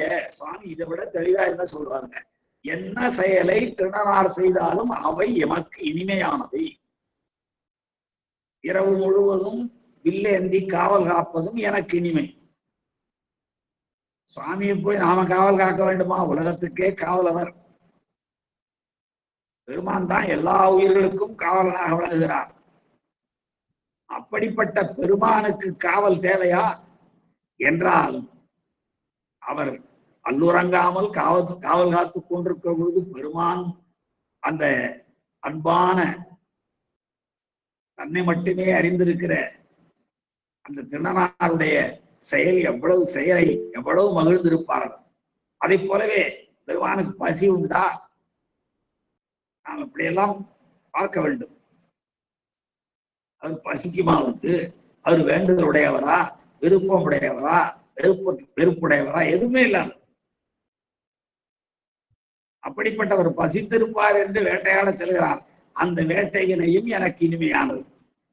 அந்த விலங்குகளை எல்லாம் கூறு ஓடுவதும் அவற்றையெல்லாம் பக்குவமாக அந்த குட்டமிடுதல், வளைவு வளைவாக கொத்தி எழுப்பது. எதற்காக வளைவாக கொத்தி எடுக்கிறார்?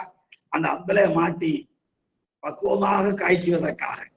அவ்வாறு செய்கின்ற செயலும் தீக்கடை கோலாலே தளல் மூட்டுவதும், அதை மேலும் வளர்ப்பதும், அதிலே காய்ச்சுவதும், காய்ச்சியவற்றை கல்லையில் சேர்ப்பதும், அந்த கல்லையில் சேர்க்கின்ற பொழுது பல்லால் அதைக்கு பார்த்து பழகிய நாடின் இனிமை கண்டு அவற்றையெல்லாம் ஒரு கல்லையில் சேர்த்து தேன் பிடித்து கொண்டு வந்து நமக்கு வைப்பதும், தன்னுடைய வாயில் கொண்டு வந்து அந்த வாய் கலசமாக நமக்கு அபிஷேகம் செய்வதும், தன்னுடைய குஞ்சையிலே தன்னுடைய தலையிலே கொண்டு வந்த அந்த மலர்களை எனக்கு சூட்டுவதும், இவையெல்லாம் எனக்கு இனிமையானவை என்கிறார்.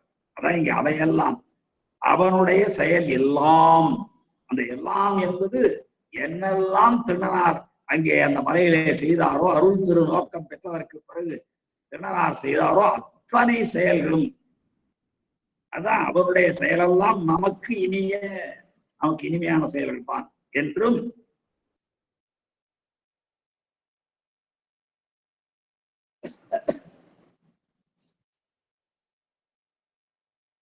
அவனுடைய செயலெல்லாம் நமக்கு இனிமையானது என்றும் அவனுடைய நிலை இவ்வாறு அறிநீ. இப்பதாங்க உணர்த்துறாரு. உணர்த்துகின்ற நிலையில் தானே உயிர் உணரும். அவனுடைய செயல் எல்லாவற்றையும் நீ அறிந்து கொள்வாயாக என்று அருள் செய்வார் இன்னும் தொடங்குகிறார், இன்னும் தொடர்கிறார். இந்த பாடல்ல இந்த அன்றிரவு கனவின்கண் அருள்முனிவர் தம்பாலே மின்திகளும் சடைமௌலி வேதியரார் எழுந்தருளி வேதியர்தாம் எழுந்தருளி வந்திரல் வேடுவன் என்று மற்றவனை நீ நினையேல் நன்று அவன் தன் செயல் நன்றாகி அவருடைய செயலை நாம் உரைப்ப கேள் என்று சொல்ல தொடங்கியவர் அவனுடைய வடிவெல்லாம் நம்பக்கல் அன்பு. நம்பக்கல் என்றால் நம்மிடத்து. அதான் அன்பு பிழம்பாய் திரிவார். பொருவில் அன்பு உருவமானார், ஒப்பற்ற அன்பு உருவமாக திகழ்ந்தார் என்று தெய்வ சேக்கடார் முன்னாடியே அடித்தளப்பட்டிருக்கிறார். அப்படி இங்கே அவனுடைய வடிவெல்லாம் நம்பக்கல் என்பதும் அவனுடைய அறிவெல்லாம். அறிவு என்ன? நமக்கு 6 அறிவு உண்டல்லவா? இந்த புலன்களால் அறிகின்ற அறிவோடு மட்டுமல்லாமல் நாம் சிந்தித்து உணர்கின்ற பகுத்தறிவு எல்லாம் அவனுடைய அறிவு. எல்லாமும் நம்மையறியும் அறிவென்றும், நம்மை பற்றியது, நம்மையே அறிந்தது, வேறொன்றிலும் அவனுடைய அறிவு செல்லாதது.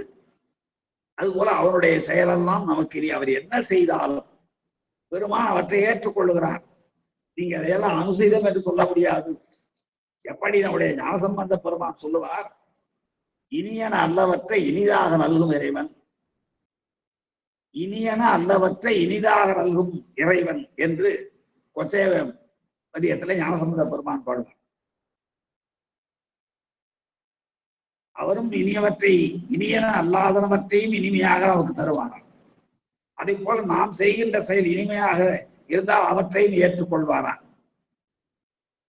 எனவேதான் அவருடைய செயல் எல்லாம், அந்த செயல் இனியன அல்லாதனவாக இருந்தாலும் கூட அது தனக்கு இனியன, அது அன்பு வழிபட்டதாகினாலே இனியன என்றும் இன்னும் நம்முடைய சாக்கிய நாயனார் புராணத்திலே மிக தெளிவாக இங்கே இந்த நிகழ்ச்சியையும் சுட்டி காட்டுகிறார். சாக்கிய நாயனார் புராணத்திலே தெய்வ சேக்கடார் அவர்கள் இந்த நிகழ்ச்சியை சுட்டி காட்டுகிறார். என்ன பாருங்க, கல்லாலே எரிந்ததும் அன்பான படிகாணி. அவர் கல்லாலதான் எரிந்தார். ஒரு நாள் சாப்பிட்டு இருக்கிறாரு, மறந்து போயிட்டாரு. உடனே என்ன செய்யறாரு, கல்லு ஏஞ்சி போய் மறுபடியும் கல்லை வீசுகிறார். அது மலர் போல அவர் கருதுகிறார். அதுக்கெல்லாம் காரணம் பின்னாடி நம்ம படிக்க இருக்கிறோம்.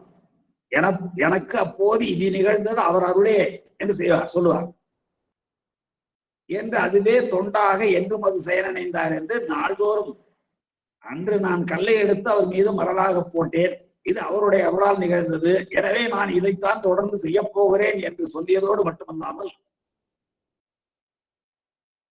ஒரு பாடல்ல அது அகம் நிறைந்த பேருவகை அடங்காத ஆதரவால், அகம் நிறைந்த பேருவகை அடங்காத ஆதரவால் சாக்கிய நாயனாருடைய வரலாற்றை சொல்லுகிறேன். அகம் நிறைந்த பேருவகை அவருக்கு இருக்கிறது.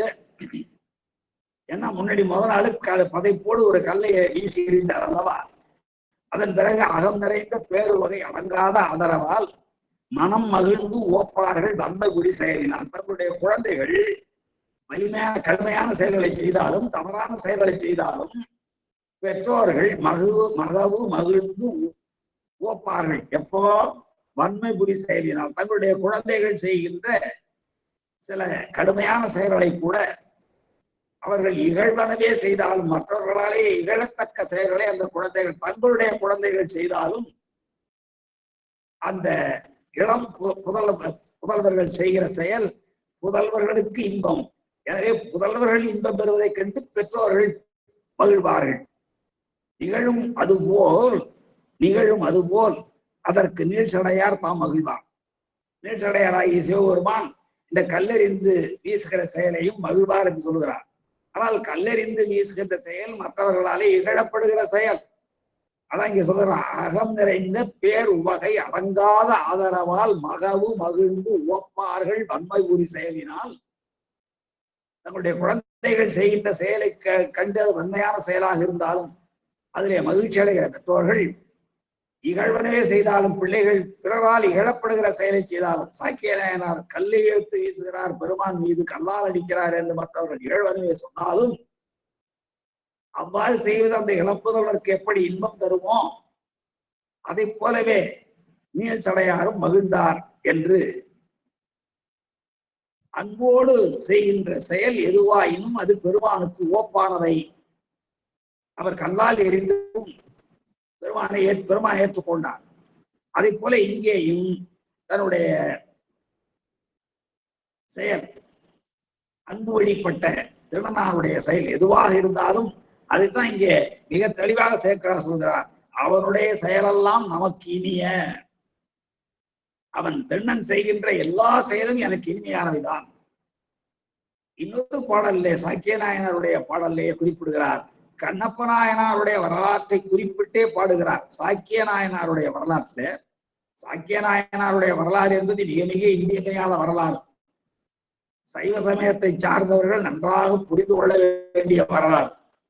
காரணம் என்ன என்றால், என் நிலையில் நின்றாலும் எக்கோலம் கொண்டாலும் மன்னிய சீர் சங்கரந்தால் மறவாமை பொருள் என்றே துண்ணிய வேடம் தன்னை துறவாதே தூய சிவம் தன்னை மிகும் அன்பினால் மறவாமை தலை நின்றவர் சாக்கியர். அதோடு மட்டுமல்லாமல் சைவத்தினுடைய உயர்ந்த கோட்பாடுகளாகிய செய்கனையும் செய்வானும் அதன் பயனும் கொடுப்பானும் மெய்வகையால் நான்காகும் விதித்த பொருள் எனக் கொண்டே இவ்வியல்பு சைவ நெறி அல்லவற்றுக்கு இல்லை என உய்வகையால் பொருள் சிவன் என்று அருளாலே உணர்ந்தறிந்தார். பெருமான் அருள் செய்தார், இவர் உணர்ந்தறிந்தார் என்றும் பல சமயங்களை எல்லாம் ஆய்ந்தவர் பொருள் சிவன், மெய்ப்பொருள் சிவன் என்பதை மிக தெளிவாக உணர்கிறார் என்றால் அதுவும் பெருமானுடைய அருளால் உணர்கிறார் என்று தெய்வ சேக்கிழார் குறிப்பிட்டு காட்டுவார். சைவ சாக்கிய நாயனாருடைய வரலாறு என்பது நாம் அத்தனை பேரும் படித்து இன்புற வேண்டிய ஒரு அருமையான வரலாறு. அங்கேதான் சொல்லுவார், பெருமான் எப்படி இருக்கிறாராம், காணாத அறிவினுக்கும் உருவினுக்கும் காரணமாய் நீண்டாகம் அணிந்தாருக்கு நிகழ்வுரியாம் சிவலிங்கம். சிவத்துக்கு ஒரு அடையாளம் அந்த லிங்கம்.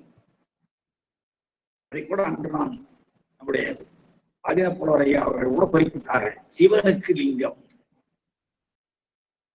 காணாத அறிவினுக்கும் உருவினுக்கும் காரணமாய் நீள்நாகம் அணிந்தார்க்கு நிகழ் குறியாம் சிவலிங்கம் நானாது தேடியமால் நான்முகனும் காணநடு சேனாரும் தொடர்பரம்பாய் தோல்வியில் தெளிந்தாரா என்று சாக்கிய நாயனார் எப்படி பெருமானை பற்றி உறவு தெளிவு பெற்றார் என்பதை மிக விரிவாக சொல்லிக் கொண்டே சொல்லுகிறார். இன்னொரு பாடல், மிக இன்றியமையாத பாடல். கல்லாலே எரிந்ததும் அன்பான படிகாணி. கல்லாலே எரிந்தது சிவபெருமானை வழிபாடு செய்வதற்கு மென்மையான தூய்மையான புதுமையான மலர்களை எல்லாம் கொண்டு வந்துதான் வழிபாடு செய்ய வேண்டும் சிவகாமி ஆண்டார் என்று சொல்லுகிறார். ஐயோ, இந்த அரும்புகள் மலர்ந்து பெருமானுடைய முடியில் ஏறியதற்கு பின் மனம் வீச வேண்டிய மலர்களை இந்த யானை பறித்து சிந்திரியே சிவதா சிவதா என்று தலையில் அடித்துக் கொள்வார் அல்லவா, தலையில் அடிப்பார் அல்லவா. அதுபோல கோட்டுப்பூ, கொடிப்பூ, நீர்ப்பூ, நிலப்பூ என்று மலர்களை எல்லாம் தேடி தேடி பறித்து பல்வேறு குடலைகளிலே அமைத்துக் கொண்டு அவற்றையெல்லாம் உரிய காலங்களுக்கு மாலையாக, பிணையலாக, தொடையலாக, தெரியலாக நம்முடைய முருகநாயனார் பெருமானுக்கு அனுப்பி வைப்பார் அல்லவா? இப்படியெல்லாம் மலர்களினுடைய சிறப்பெல்லாம் சொல்லப்படுகிற நிலையிலே கல்லையே மலராக வீசுகிறார் இந்த சாக்கியர். கல்லாலே எரிந்ததும் அன்பான படிகாலில். அவர் கல்லாலே எரிந்தது அது வெறும் கல் அல்ல, அது அங்கே அன்பு. கல்லாலே எரிந்ததும் அன்பானே படிகானில் வில்வேடர் செருப்படியும் திருமுடியும் மேவித்தார். சாக்கிய நாயனாருடைய வரலாற்றில் கண்ணப்ப நாயனாருடைய வரலாற்றை பொருத்தி காட்டுகிறார் அப்படியே தெய்வ சேக்கனார். வில்வேடர் செருப்படியும், தென்னனாருடைய செருப்படியும், செருப்பை அவருடைய இடக்கண்ணிலே வைத்து ஊன்றிக் கொள்வார் அல்லவா? வலக்கண்ணை அப்பியதற்கு பிறகு இடக்கண்ணிலும் ஊறு தோன்றி குருதி வழிய இவர் வலக்கண்ணை அப்பிவிட்டதனாலே அவர் ஒரு கண்தான் இருக்கிறது. எனவே அந்த கண்ணையும் தோண்டியதற்கு பிறகு அப்புவதற்குரிய இடத்தை அறிந்து கொள்வதற்காக தன்னுடைய செருப்புக்காராலே அந்த கண்ணை அடையாளத்திற்கு உதைத்துக் கொள்வார் அல்லவா? அதைத்தான் இங்கே தெய்வ சேக்கனார் சொல்கிறார். வில்வேட செருப்படியும் திருமுடியின் மேவிற்றால் நல்லார் மற்றவர் செய்கை அன்பாலே நயந்ததனை. நல்லவர்களாகி அவர்களுடைய செயலெல்லாம் அன்பால் விளைந்தது. அன்பாலே நயந்ததனை அல்லாதார் கல்லென்பார் அரணார்க்கு அகுது அலராமால் என்று தெய்வ சேக்கனார் ஒரு பொது உண்மையை சொல்கிறார். அல்லாதார் கல்லென்பார் அறிவற்றவர்கள், சைவத்தின் மேன்மையை தெரியாதவர்கள், அன்பின் ஆழம் புரியாதவர்கள், பெருமானுடைய அருள் தன்மையை புரியாதவர்கள் வேண்டுமானால் அதை கல்லென்று சொல்லலாமே தவிர பெருமான் அதை மலராக ஏற்றுக்கொள்வார் என்று நம்முடைய தெய்வ சேக்கனார் சொல்கிறார். எனவேதான் அங்கே சாக்கிய நாயனாருடைய வழிபாடு எப்படி அன்பு வழிபட்டதாக இருந்ததோ, பெருமான் எப்படி ஏற்றுக்கொண்டாரோ, மற்றவர்கள் இகழ்கின்ற செயலாக இருந்தாலும் அந்த இழப்புதல்வருக்கு இன்பம் தருகின்ற செயலை பெருமானும் மகிழ்ச்சியோடு ஏற்றுக்கொள்வார் அல்லவா? அதை போலவே இங்கே இறைச்சியை கொண்டு வந்து படைப்பதும் மாயடியும் செருப்படியும் சுவடுகள் தோன்றுவது போல வருவதும் ஆகியவை எல்லாம் பிறரால் இழத்தக்கதாக இருந்தாலும் பெருமான் அன்புடைய அன்பால் செய்யப்பட்டதாக ஏற்றுக்கொள்வார் என்று நாம் பொருத்தி பார்க்க வேண்டும். எனவே அப்படிப்பட்ட அவருடைய வடிவெல்லாம் நம்பக்கல் அன்பென்றும், அவருடைய அறிவெல்லாம் நம்மை அறியும் அறிவென்றும், அவருடைய செயலெல்லாம் நமக்கினியவாம் என்றும், அவருடைய நிலை இவ்வாறு அறி, நீ இவ்வாறு அறி, இப்படிப்பட்டது அவனுடைய அன்பு இப்படிப்பட்டது, அவருடைய அறிவு இப்படிப்பட்டது, அவருடைய செயல் இப்படிப்பட்டது. எனவே அவர் அன்பூர்வமாக திகழ்ந்தார். அவர் அன்புமயமானவர். அறிவு என்னை பற்றி அறிய அறிவு, வேறு எங்கும் செல்லாத அறிவு. அதை போலவே அவருடைய செயலெல்லாம் எனக்கு மிக மிக மிக இனிமையானவை, இவற்றையெல்லாம் நீ அறிவாயாக என்று சொல்லிவிட்டு, நான் சொல்வதை நீ அறிந்து கொள்ள வேண்டும் என்றால் அதற்கு ஒரு உபாயம் சொல்லுகிறேன் என்றும் அந்த 156வது பாடலிலே அடுத்த பாடலிலே மிக தெளிவாக சொல்கிறார் நம்முடைய பெருமான். ஒரு கனவு காட்சியிலே எப்படியெல்லாம் ஒரு அருளாளரை இன்னொரு அருளாளருக்கு அறிமுகப்படுத்துகிறார். உனக்கவன் தன் செயல் காட்ட, இவையெல்லாம் நம்முடைய மனத்தில் இருக்க வேண்டிய, நெஞ்சில் இருத்த வேண்டிய அற்புதமான பாடல்கள். அன்றிரவு கனவின்கண் முனிவரதம்பாலை மிந்திகளும் சடைமூறி வேதையர் தாம் எழுந்தருளி வந்திரல் வேடுவன் என்று மற்றவனை நீனிடையேல் நன்னவந்தன் செயல்தானே நாமுரைப்ப கல் என்றும், அவனுடைய வடிவெல்லாம் நம்பக்கல் அன்பென்றும், அவருடைய அறிவெல்லாம் நமையறியும் அறிவென்றும், அவனுடைய செயலெல்லாம் நமக்கிடியவாவென்றும், அவனுடைய நிலை இவ்வாறு அறிநீ என்று அருள் செய்வார் என்ற பாடல்களும் இந்த 158வதாக வருகிற பாடலும் என்றும் நம்முடைய நெஞ்சிலே நிறுத்த வேண்டிய மிக அற்புதமான பாடல்கள். உனக்கு அவன் தன் செயல் காட்ட, சுவாமி பேசுறார் கனவுல, உனக்கு அவன் தன் செயல் காட்ட நாளை நீ ஒளித்திருந்தா. ஒரு உபாயம் சொல்றாருங்க. தன்னிடம் அன்பு செலுத்துவோனுடைய அன்பை இன்னொருவருக்கு வெளிப்படுத்தி காட்டுவதற்கு பெருமான் ஒரு உபாயத்தையும் சொல்லுகிறார். உனக்கு அவன் தன் செயல் காட்ட, அவனுடைய செயலெல்லாம் எனக்கு இனிமையானவை. போன பாட்டுல சொல்லி முடிச்சுட்டார். அவனுடைய செயலெல்லாம் நமக்கு இனியவாம் என்று சொன்னவர், நமக்கு இனிய செயல் என்ன என்பதை நாளைக்கு நிற்பார். உனக்கு அவன் தன் செயல் காட்ட, எப்படியெல்லாம் அவன் இனிமையானவன் என்பதை நீ புரிந்து கொள்ள வேண்டுமா? உனக்கு அவன் தன் செயல் காட்ட நாளை நீ ஒளித்திருந்து, நாளை வா, ஒரு இடத்துல ஒளித்திருந்து எனக்கு அவன்தன் படிவிருக்கும், எனக்கு அவன்தான் படிவிருக்கும், என்னிடம் அவன் கொண்டிருக்கிற அன்பின் நிலைமையை அன்பின் தன்மையெல்லாம் காண்கின்றாய். காண்பாய் என்றுதான் சாமி சொல்லணும். காண்பாய் என்றது நாளைக்கு எதிர்காலத்துல, ஆனால் காண்கின்றாய் என்று நிகழ்காலத்துல சொல்றாரு. சொல்லலாமா என்றால் சொல்லலாம், பின்னாலே பார்க்கலாம். உனக்கு அவன் தன் செயல் காட்ட நாளினை ஒழித்திருந்தால் எனக்கு அவன் தன் பரிசிருக்கும், எனக்கு அவன் தன் பரிவிருக்கும் பரிசெல்லாம் காண்கின்றாய். மனக்கவலை ஒழி, நீ ஒழி, மனக்கவலை ஒழிக, மனக்கவலை ஒழிக என்று, ஒழிகென்று ஒழிக என்று, அதெல்லாம் இலக்கணம். ஒழிகென்று மாமுனிவர் அருள் செய்து, அவரும் சாதாரண ஆள் இல்லை, பெருமைக்குரிய முனிவர், பெருந்தவ முனிவர், அருள் முனிவர், மாமறை முனிவர். அவர் முனிவருக்கு அருள் செய்து புனல் சடில திருமுடியார் எழுந்தருளி போயினார். கங்கை ஆற்றை சடாமுடியிலே கொண்டிருக்கிற பெருமானாகி அவர் கனவிலிருந்து மறைந்து போனார். கடைசியில என்ன சொல்லிட்டு போறார்? உபாயம் சொல்றார். நாளைக்கு தெரிஞ்சுக்கப்பா, அவன் எந்த அளவுக்கு என்னிடம் அன்புடையவன் என்பதை அவனுடைய செயல் வழியாக நான் உனக்கு காட்டுகிறேன். உனக்கு சிவகோசரியாருக்கு அவன் யார்? திருநனார். அவருடைய செயல் காட்ட, அவர் அன்பு வழிபட்ட செயல், அவருடைய செயலெல்லாம் எனக்கு இனிமையானவை. அப்படிப்பட்ட இனிமையான செயலை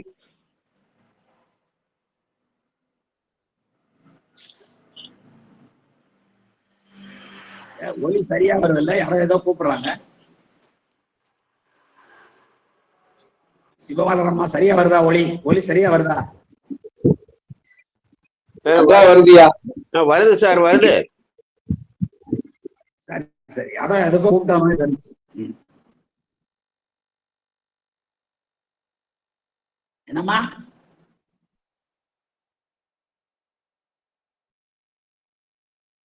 சரி சரி, தெளிவா இருக்குயா, தெளிவா இருக்கு, நடத்துங்க. சரி சரி. எனவே உனக்கு அவன் தன் செயல் காட்ட, உனக்கு என்பது சிவகோசரியா இருக்கு, அவன்தன் என்பது தொண்டனாருடைய செயல் காட்ட, எனக்கு இனிய செயலைத்தானே அவன் எப்பொழுதும் செய்வான். அந்த செயலை காட்ட நாளை நீ ஒளித்திருந்தால், ஏனென்றால் இப்பொழுது இரவு கனவிலே வந்திருக்கிறார். நீ காலையில் வந்து வழக்கம்போல் எனக்கு வழிபாடெல்லாம் செய்துவிட்டு நீ ஒளித்திருந்தால், மறைந்திருந்தால், எனக்கு அவன் தான் பரிவிருக்கும், என்னிடத்து அவன் கொண்டிருக்கிற அன்பின் பரிவு என்றால் அன்பு, எனக்கு அவன் தன் பரிவிருக்கும். ஏனென்றால் அவனுடைய வடிவெல்லாம் நம் மக்கள் அன்பு என்று சொல்லியிருக்கிறார். எனவே அவன் கொண்டிருக்கிற அன்பு, எனக்கு அவன் தன் பரிவு இருக்கும் பரிசெல்லாம், அவன் என்னிடம் எந்த அளவுக்கு அன்புடையவனாக இருக்கிறான் என்ற தன்மைகள் எல்லாவற்றையும் காண்கின்றாய், நீ காண்பாய். ஏன் காண்கின்றாய்ன்னு சொன்னா நான் அப்புறம் சொல்றேன். காண்பாய். மனக்கவலை ஒழி, கவலை ஒழு. இப்படி எல்லாம் வந்து செய்யறானே, இது அனுசிதம் என்று உங்களுக்கு தெரியவில்லையா? அதை ஏற்றுக்கொள்ளுகிற திருவுள்ளமா? இந்த தீமைகளை எல்லாம் விளக்க வேண்டாமா? உன்னுடைய திருவுருளால் ஒழித்தொருள வேண்டாமா என்றெல்லாம் என்னிடம் கேட்கிறாயே, அந்த மனக்கவலை எல்லாவற்றையும் நாளைக்கு நீ தீர்த்து கொள்ளலாம். உனக்கு அவன் தன் செயல் காட்ட நாளை நீ ஒழித்திருந்தால், இதுவரை 5 நாள் முடிஞ்சு போச்சு, நாளைக்கு 6வது நாள். நாளாரில் கண்ணிடந்து அப்பவல்லேரல்லன் பட்டினத்தார் பாடுறார். 3 நாயன்மார்களை சொல்றார். வாளால் மகவரிந்து ஊட்டவல்லேனல்லன், யாரால முடியும்? தாய் பிடிக்க தந்தை அறிய, வாளால் மகவரிந்து ஊட்ட வல்லேனல்லன். அடுத்து இன்னொன்னு, மாது சொன்ன சூழால் இளமை துறக்க வல்லேனல்லன்.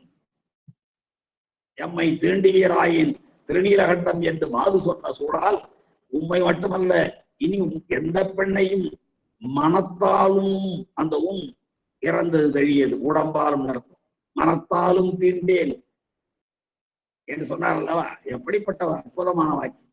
அதனால்தான் மாது சொன்ன சூழா இறமை துறக்க வல்லேரல்லன், நாளாரில் கண்ணிடந்து வல்லேரல்லன். 6 நாளில் என்றால் இந்த 6 நாள்ல அவர் முத்தி அடைந்து விட்டார் என்பதெல்லாம் பொருள் இல்லை. ஆனால் இந்த 6 நாள் தான் வேடனாக வந்ததற்கு பிறகு, அருள் நோக்கம் பெற்றதற்கு பிறகு அவர் மேற்கொண்ட செயல்கள். இந்த 6 நாட்களில் அவருடைய அன்பெல்லாம் நம்பக்கல், அவருடைய அறிவெல்லாம் நம்மை அறியும் அறிவு, அவனுடைய செயலெல்லாம் நமக்கு இனிய என்பதுதான் பெருமானுடைய கோட்பாடு. அதான் இங்கே சொல்கிறார். உறக்கவந்தன் செயல் காட்ட நாளை நீ ஒழித்திருந்தால் எனக்கு அவன்தன் பரிவிருக்கும். எனக்கு என்பது என்னிடம் என்று நாம் கொள்ள வேண்டும். அதை உருவு மயக்கம் அல்லது வேற்றுமை மயக்கம் என்று சொல்லுவோம். ஏழாம் வேற்றுமை உருவாகி இடப்பொருள் இருக்க வேண்டிய இடத்தில் பூ என்ற நான்காம் வேற்றுமை உருவு இருக்கிறது. எனக்கு அவன் தன் செயல்காட்டால் என்னிடம் அவனுடைய செயலை, என்னிடம் அவன் கொண்டிருக்கிற பரிவினை, பரிவன் அன்பு, பரிவு இருக்கும் பரிசு என்றால் தன்மை, என்னிடம் அவர் கொண்டிருக்கிற அன்பின் தன்மையெல்லாம் இயல்புகளை எல்லாம் நாளை நீ காண்கின்றாய், நாளை நீ காண்பாய் என்றுதான் சொல்ல வேண்டும். நாளை நீ காண்கின்றாய் என்று சொல்லக்கூடாது. நாளை நீ வருக வருக வருவாய் என்றுதான் சொல்ல வேண்டும். தவிர நாளை நீ வருகின்றாய் என்று சொன்னோம்னா அதுக்கு என்ன இலக்கணம் இருக்கிறது என்றால் அவ்வாறு சொல்லலாம். வாரா காலத்து வினைச்சொல் கிளவி இறப்பினும் நிகழ்வினும் சிறப்ப தோன்றும் இயற்கையும் தெளிவும் கிளக்கும் காலை. ஒரு தெளிவை ஒருத்தனுக்கு உண்டாக்க வேண்டும் என்றால் அப்படி எதிர்காலத்தை நிகழ்காலத்திலேயோ இறந்த காலத்திலேயோ சொல்லலாம் என்று விதி இருக்கிறது. தெளிவை உண்டாக்கணும். இப்ப சிவகோசரியாருக்கு தெளிவை உண்டாக்குவதற்காக சாமி என்ன பண்றார்? காண்பாய் என்று சொல்லாமல் காண்கின்றாய் என்று நிகழ்காலத்துல சொல்றார். எதிர்காலத்தில் சொல்ல வேண்டிய நிகழ்காலத்தில் சொல்றார். நீ மனக்கவலை ஒழி, ஒழிக, ஒழின்னு சொல்லல, ஒழிக என்று பாருங்க. ஒழிக ரெண்டும் கூட்டினா ஒழிக என்று ரெண்டு கூட்டினா ஒழிக வென்றுன்னு வரணும். ஒழிக கூட்டல் என்று ரெண்டும் சேர்த்தா ஒரு வகர உடம்புடைமை பெற்று ஒழிக வென்று என்று வர வேண்டும். ஆனால் ஒழிகென்று இருக்கிறது. இருக்கலாமா என்றால் இருக்கலாம். எப்படின்னு கேட்டீங்கன்னா, ஒழிக என்ற சொல்லல ஈற்றெழுத்து க, கா எழுத்துங்கிறது எப்படி இருக்கும்? கூட்டல் ஆ ரெண்டும் சேர்ந்தாதான் கா ஆகும். அந்த ஓழி ஆ இருக்கு பாருங்க, அந்த காவில் இருக்கிறா அது கெட்டு போகிறது. என்று என்ற சொல்ல அதுக்கப்புறம் சேர்க்கணும். அப்ப என்ன ஆகும்னா அந்த இக்கோடைய சேர்ந்து ஒழிகென்றுன்னு ஆயிடும். ஒழிக என்று என்பது ஒழிகென்று என்பதற்கான விதி. சரி, அது போட்டு பாருங்க. மனக்கவலை ஒழிகென்று மாமுனிவருக்கு அருள் செய்து, மாமுனிவர்ங்கிறார் இங்க, அருள் முனிவர் என்றார், அருமறை முனிவர் என்றார், மாமுனிவர் என்றார், பல இடங்களிலே சொன்னவர் அந்த என்றார். சிவகோசரியா மிகச்சிறந்த ஆகம வழிபட்ட வழிபாடு செய்கின்ற சிவபூஜை செய்கின்றவர் என்பதில் எந்த ஐயப்பாடும் இல்லை. அது அன்பு வழிபட்டது, ஆகம வழிபட்டது. அன்பு வழிபட்டவருக்கு 6 நாளிலே பசுகரணங்கள் எல்லாம் பதிகரணங்களாக மாறிவிட்டன. ஆனால் இங்கே சிவகோசரியார் இன்னும் பசுகரணங்களோடு தான் ஆகம வழியிலே பூஜை செய்கிறார். அதான் இங்க வேறுபாடு. அந்த மனக்கவலையை நீ ஒழித்து விளங்கு, ஒழிகென்று மாமுனிவருக்கு அருள் செய்து, பெருமைக்குரிய முனிவராகிய நம்முடைய சிவகோசரியாருக்கு அருள் செய்து புனல் சடில திருமுடியார் எழுந்தருளி போயினார். புனல் என்பது கங்கை புனல், சடிலம்னா சடாமுடி, சக்கரம் சடிலநாதன் சிலம்பலம்பு சேவடி நக்கருணை திருவடிக்கு ஆறாமை அமர்ந்திருந்தார் என்று சோழ நாயனார் கடைசியில பாருங்க, ஒரு தங்கத்தட்டிலே அந்த சிறு சடையுடைய தலையை ஏந்தி கொண்டு நெருப்புக்குள்ள போவார். ஐந்தெழுத்தை ஓதி மகிழ்ந்தருளி உள்புக்கார் என்றான். நெருப்புக்குள்ள போறதுக்கு யாராவது மகிழ்ச்சியோடு போவாங்களா? அப்படியே சோழ நாயனார் மகிழ்ந்தருளி உள்புக்கார். இங்கே புகுந்தவர் எங்கே போய் நின்றாராம்? பெருமானுடைய திருவடியில போய் சேர்ந்தாராம். சக்கரம் சடியநாதன் சிலப்பரம்பு சேவடியும் கருணை திருவிழ கீழ் ஆறாமை அமர்ந்திருந்தார் என்று மிக அருமையாக முடிப்பார். அப்படியே தெய்வ சக்கரா.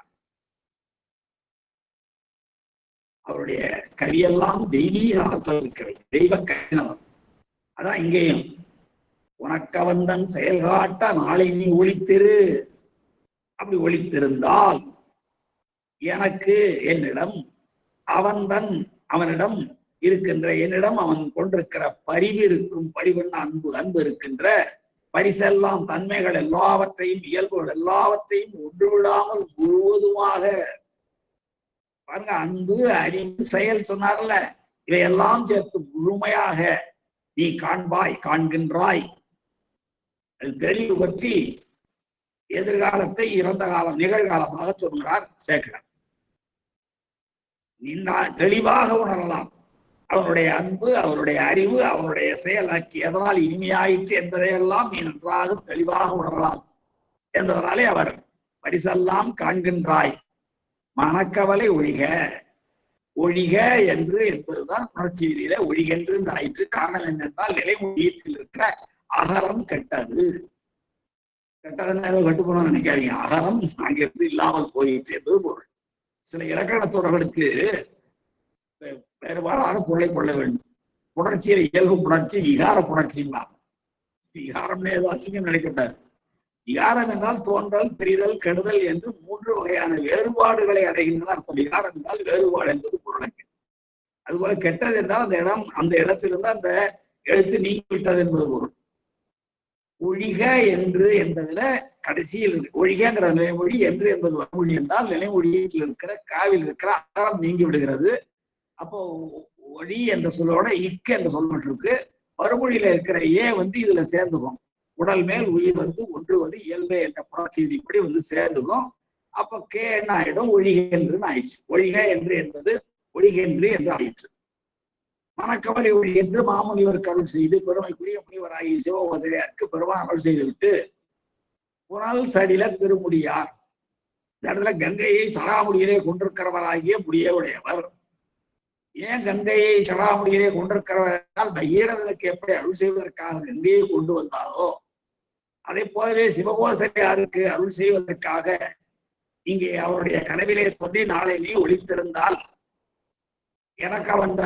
எனக்கவந்தன் பரிசிருக்கும் பரிவெல்லாம் நீ நாளைக்கு காணலாம் காண்பாய். இப்பொழுது மனக்கவலை ஒளித்திரி செல்க என்று பெருமான் அருள் செய்து புனர்சடில திருமுடியார் என்று அங்கே குறிப்பிடுகிறார். கங்கை என்னும் புனலை தன்னுடைய சடாமுடியிலே கொண்டிருக்கின்ற திருமுடியார் ஆகிய நம்முடைய பெருமான் எழுந்தருளை போயினார். அங்கிருந்து மறைந்தார், கனவிலிருந்து மறைந்தார். அடுத்த பாடல் ஒரு பாடலை நாம் படிக்கலாம். நேரம் இருக்கிறது. இன்னொரு 10 மணிக்குள் இருப்பதனாலே இன்னொரு பாடலை பார்க்கலாம். 159வது பாடல். இவ்வாறு பெருமான் கனவில் அவர் அருள் செய்துவிட்டு மறைந்ததற்கு பின்னாலே இந்த கனவு நிலைகளை எல்லாம் பற்றி நல்ல செய்திகளை நாம் படிக்கலாம். கனவு பற்றிய செய்திகள், நனவு நிலை, கனவு நிலை, இந்த செய்திகள் எல்லாம் நிறைய செய்திகள் இருக்கின்றன. கனவு பற்றி ஒரு மிகப்பெரிய நூல் இருக்கிறது.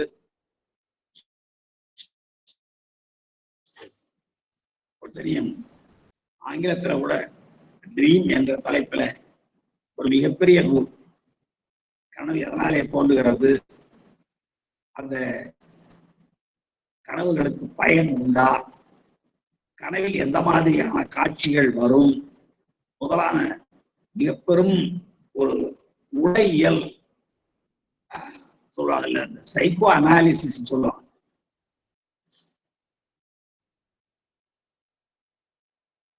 உளவியல் உளப்பகுப்பு என்று தமிழில் சொல்வார்கள். உளவியல் உளப்பகுப்பு என்று சொல்லப்படுகிற அது இந்த சிக்மண்ட் ஃப்ராய்ட் என்ற ஒரு ஜெர்மனில் வாழ்ந்த, ஜெர்மன்ல லைப்சிக் என்ற ஊரில் வாழ்ந்த ஒரு உளவியல் அறிஞர் கனவு நிலையை பற்றியெல்லாம் மிக விரிவான ஒரு நூல் எழுதியிருக்கிறார். வாய்ப்பு இருந்தால் நண்பர்கள் அவற்றையெல்லாம் கற்று அந்த கனவு நிலைகளை பற்றியெல்லாம் அறிந்து கொள்ளலாம். கனவு காட்சி என்பது நாம் காணுகிற கனவுகள் எல்லாம் பலிக்குமா பலிக்காதா, எந்த மாதிரியான காட்சிகள் நம்முடைய கனவிலே வரும், அவ்வாறு கனவில் தோன்றுவதற்குரிய காரணங்கள் என்ன, பயன்கள் என்ன, இப்படிப்பட்ட அனுபவங்களை பெற்றவர்கள் பின்னாலே எவற்றையெல்லாம் கூறி நம்ம சித்தாந்தத்துல கூட சொப்பனம், சுருத்தி, துரியம், துரியாதீதம் பார்க்கிறோம். அதுல ஆன்மாவில எந்தெந்த இடத்துல அப்பெல்லாம் ஆற்றல் இருக்கும், அவத்தைகள் இருக்கும் என்பதையெல்லாம் பற்றி விரிவாக நாம் சித்தாந்த சாஸ்திரங்களிலே பயில்கிறோம். இந்த கனவு பற்றிய நிலை என்பது உலகளாவிய சிந்தனையாக இருந்திருக்கிறது என்பதை நாம் பல அறிஞர்கள் வாயிலாக அறிகிறோம். அதுபோல இங்கே இந்த கனவு பற்றிய நிறைய செய்திகளை நம்முடைய சிவ கவிமணி அவர்களும் குறிப்பிட்டிருக்கிறார்கள். வாய்ப்பு இருப்பவர்கள் அந்த நூலை படித்தறிந்து கொள்ளலாம். இங்கே கனவு நிலை நீங்கியபின் 159வது பாடல் அருமையான பாடல். கனவு நிலை நீங்கியபின் சொப்பனத்திலிருந்து சுழுத்திக்கு வர்றாருன்னு அர்த்தம். கனவு என்பது சொப்பனம், அப்படியே நனவு நிலை சொல்லல, நனவு நிலை கனவு நிலை என்று சொல்லலாம். சொப்பனம், சுழுத்தி, துரியம், துரியாதீதம் என்றெல்லாம் பார்க்கிறோம் இல்லையா? அதுபோல கனவு நிலை நீங்கியபின் விழித்துணர்ந்து சாக்கர நிலைக்கு வரார். நம்முடைய 5 அவத்தைகள் சொப்னா சாக்கிரம், சொப்னா சுளுத்தி சாக்கிரம், சொப்னம் சாக்கம் சுளுத்தி துரியம் துரியாதீதம் என்ற 5 நிலை சொல்லுவோம் அல்லவா. அது போல இந்த கனவு நிலை நீங்கி போயிட்டு, கனவு போயிடுச்சு போ. ஏன்னா போன பாட்டை பாருங்க, புனல் சடையில திருமுடியார் எழுந்தவழி போயினார். புனல் சடியில திருமுடியாராகிய பெருமான் இவருக்கு கனவுல எல்லாவற்றையும் உணர்த்தி விட்டு 2 பாடல்ல மிக தெளிவான செய்திகளை எல்லாம் அவருக்கு சொல்லிவிட்டு அவர் மறைந்து போனார். கனவிலிருந்து மறைந்து போனார். அந்த கனவு நிலை நீங்கிய பின் விழித்துணர்ந்து சொப்பனத்திலிருந்து சாக்கிரம் சொல்லப்படுகிற நிலைக்கு வருகிறார். விழித்துணர்ந்து இந்த கனவு சில நேரங்களில் நாம் பயங்கரமான காட்சிகளை கனவில் காணுவோம். உடனே பதறி அடிச்சுட்டு எழுந்திருப்போம், உடம்பெல்லாம் கூட வேர்த்து போயிருக்கும். கனவுல சண்டை போடுறவனை எல்லாம் பார்த்துருக்கிறோம், பக்கத்துல இருக்கிற பொருளை உதைக்கிறவனை குத்துறவன் எல்லாம் பார்த்துருக்கிறோம். ஆனால் இங்க கனவுல நீங்கிய பின் விழித்துணர்ந்து, விழித்து உணர்ந்து, விழித்து முதல்ல விழித்தார். பிறகு சுவாமி என்ன எல்லாம் கனவுல சொன்னாரோ அவற்றை எல்லாம் உணர்ந்து கங்குலெடை புனைதவத்து மாமுனிவர் புலர்வளவும் கண்டுயிலார். இரவுல கண்டிருக்கிறார், நள்ளிரவு நடுஜாமத்துல அந்த கனவு கண்டிருக்கிறார். கங்குலெடை அந்த இரவு நேரத்துல புனைதவத்து மாமுனிவர்ங்கிறார். இங்கேயும் பாருங்க, மறைமுனிவர், மாமுனிவர், அந்தணர், பெருமுனிவர் என்றெல்லாம் எவ்வளவு சிறப்பாக சிவகோசரியார் சொல்ல முடியுமோ அவ்வளவு சொல்றார். தவம் புனைந்த முனிவர், தவமே தவத்தை எப்பொழுதும் மேற்கொண்டிருக்கின்ற, தவமே எப்பொழுதும் செய்து கொண்டிருக்கிற, நம்ம முதலே பார்த்தோம், தபோவனம் சென்றடைந்தார் பார்த்தோம். தவம்னா என்ன? இந்த சரியை கிரிய யோகம்தான் தவம். களிர் அதானே சொல்லுகிறது, கழிச்சுப்படியார் சொல்றது, நல்ல சிவ தன்மத்தால், நல்ல சிவ யோகத்தால், நல்ல சிவ ஞானத்தால் நான் அறிய வல்லதான் ஆரேனும் அன்பு செய்யன் அங்கே தலைப்படுங்கான் ஆரேனும் காணா அரண் என்பார் திருக்கடவுர் உயவந்த தேவநாயனார். எனவே புனை தவம், தவம் புனைந்தவர், தவத்தை எப்பொழுதும் மேற்கொள்பவர், சிவபூஜை சிவ வழிபாடு நீங்களாக மற்ற நேரங்களில் எல்லாம் எப்பொழுதும் தவம் மேற்கொள்பவர். அதான் இங்கே தவம் புனைந்த புனைதவத்து மாமுனிவர் பெருமைக்குரிய முனிவராகிய சிவகோசரியார் புலர்வளவும் கண்டுயிலார். பொழுது விடுகிற வரைக்கும் அதுக்கப்புறம் அவர் தூங்கவே இல்லை. நாம கனவு கணுகிறோம் இரவுல, நள்ளிரவில். சில நேரங்களில் மகிழ்ச்சியான கனவாக, சில நேரங்களில் பயங்கரமான கனவாக, சில நேரங்களில் வெறுக்கத்தக்க கனவாக, சில நேரங்களில் நம்முடைய உணர்வுகளை தூண்டுகிற கனவாக கண்ட உடனே எழுந்துறோம். அதுக்கு பிறகு பார்க்கிறோம், உடனே தண்ணீர் இன்னும் குடிச்சிட்டு படுத்துக்கிறோம், தூங்கிடுறோம். சில அஞ்சத்தக்க கனவாக இருந்தா போய் பெருமான் முகம் கழுவி திருநீரை அணிந்து கொண்டு போய் படுத்திருப்போம், தூங்கிடுவோம். ஆனால் இவர் புலர்வளவும் கண் தூயிலார், பொழுது விடுகிற அளவுக்கும் தூங்கவே இல்லை. அதுக்கு என்ன காரணம் சிக்கிய சொல்றாருன்னா, நல்ல ஒரு கனவு கண்டு அந்த கனவை கண்டதற்கு பிறகு தூங்கிவிட்டால் அந்த கனவு பலிக்காமல் போய்விடும். எனவே இவர் இரவு முழுவதும் விழித்திருந்தார். எதனால விழித்திருந்தார்னா, இந்த கனவு காட்சி, அவர் கண்ட காட்சி அவரை மறுநாள் காலையில் நாம் மனதில் காண வேண்டும் என்ற அந்த உணர்வோடு கனவு நிலை நீங்கியபின் விழித்து உணர்ந்து கங்குலிடை அந்த இரவு நேரத்துல புனைதவத்து மாமுனிவர் சிவகோசரியார் தவத்தையே எப்பொழுது மேற்கொண்டிருக்கிற மாமுனிவராகி பெருமைக்குரிய முனிவராகி சிவகோசரி முனிவர் புலர்வளவும் பொழுது விடுகின்ற அளவுக்கும் கண் துயிலார். கண் துயிந்தால் கண்ட காட்சியினுடைய கனவினுடைய பயனற்று போகும் என்பதற்காக கண் துயிலார். மனம் ஒரு அற்புதமாகி, மனம் ஒரு அற்புதமாகி, மனமெல்லாம் அவருக்கு அற்புதம். பெருமானே தன்னுடைய கனவில் ஒரு வேடரை பற்றிய செய்தி இவ்வளவு ஆழமாக சொல்கிறார் என்றார். அவருடைய வடிவெல்லாம் நம்பக்கல் என்பென்றும், அவருடைய அறிவெல்லாம் நமையறிய வடிவென்றும், அவருடைய செயலெல்லாம் நமக்கு இனியவாம் என்றும் பெருமானே ஒரு வேடனை நாம் சாதாரணமா நினைத்தோம். மேவ நேர்வர அஞ்சாரோ வேடுவர் என்றெல்லாம் நாம் நினைத்திருந்தோமே. அதே போல வேடுவர்கள் செய்த இந்த செயலைத்தான் இங்கே வேடுவர்கள் தான் இப்படிப்பட்ட செயலை செய்திருக்க வேண்டும் என்றெல்லாம் நாம் கருதி இருக்கிறோமே. ஆனால் அந்த வேடர்களில் ஒருவராகிய திண்ணனாரை வேடன் என்று நினைத்து விடாதே, சாதாரண மானுடராக நினைத்து விடாதே. அதற்கெல்லாம் மேலானவனவன், மற்றவரை நீ நினையேல் என்று சுவாமியே மிக அருமையாக சொல்கிறார் என்றால், அது ஒரு பெரிய அற்புதம் அல்லவா? அற்புதம் என்ன? அதுவரை இன்னதென்று அறியப்படாததோர் உணர்வு, இன்னதென்று அறியப்படாததோர் பெருமித உணர்வுதான் அற்புதம்.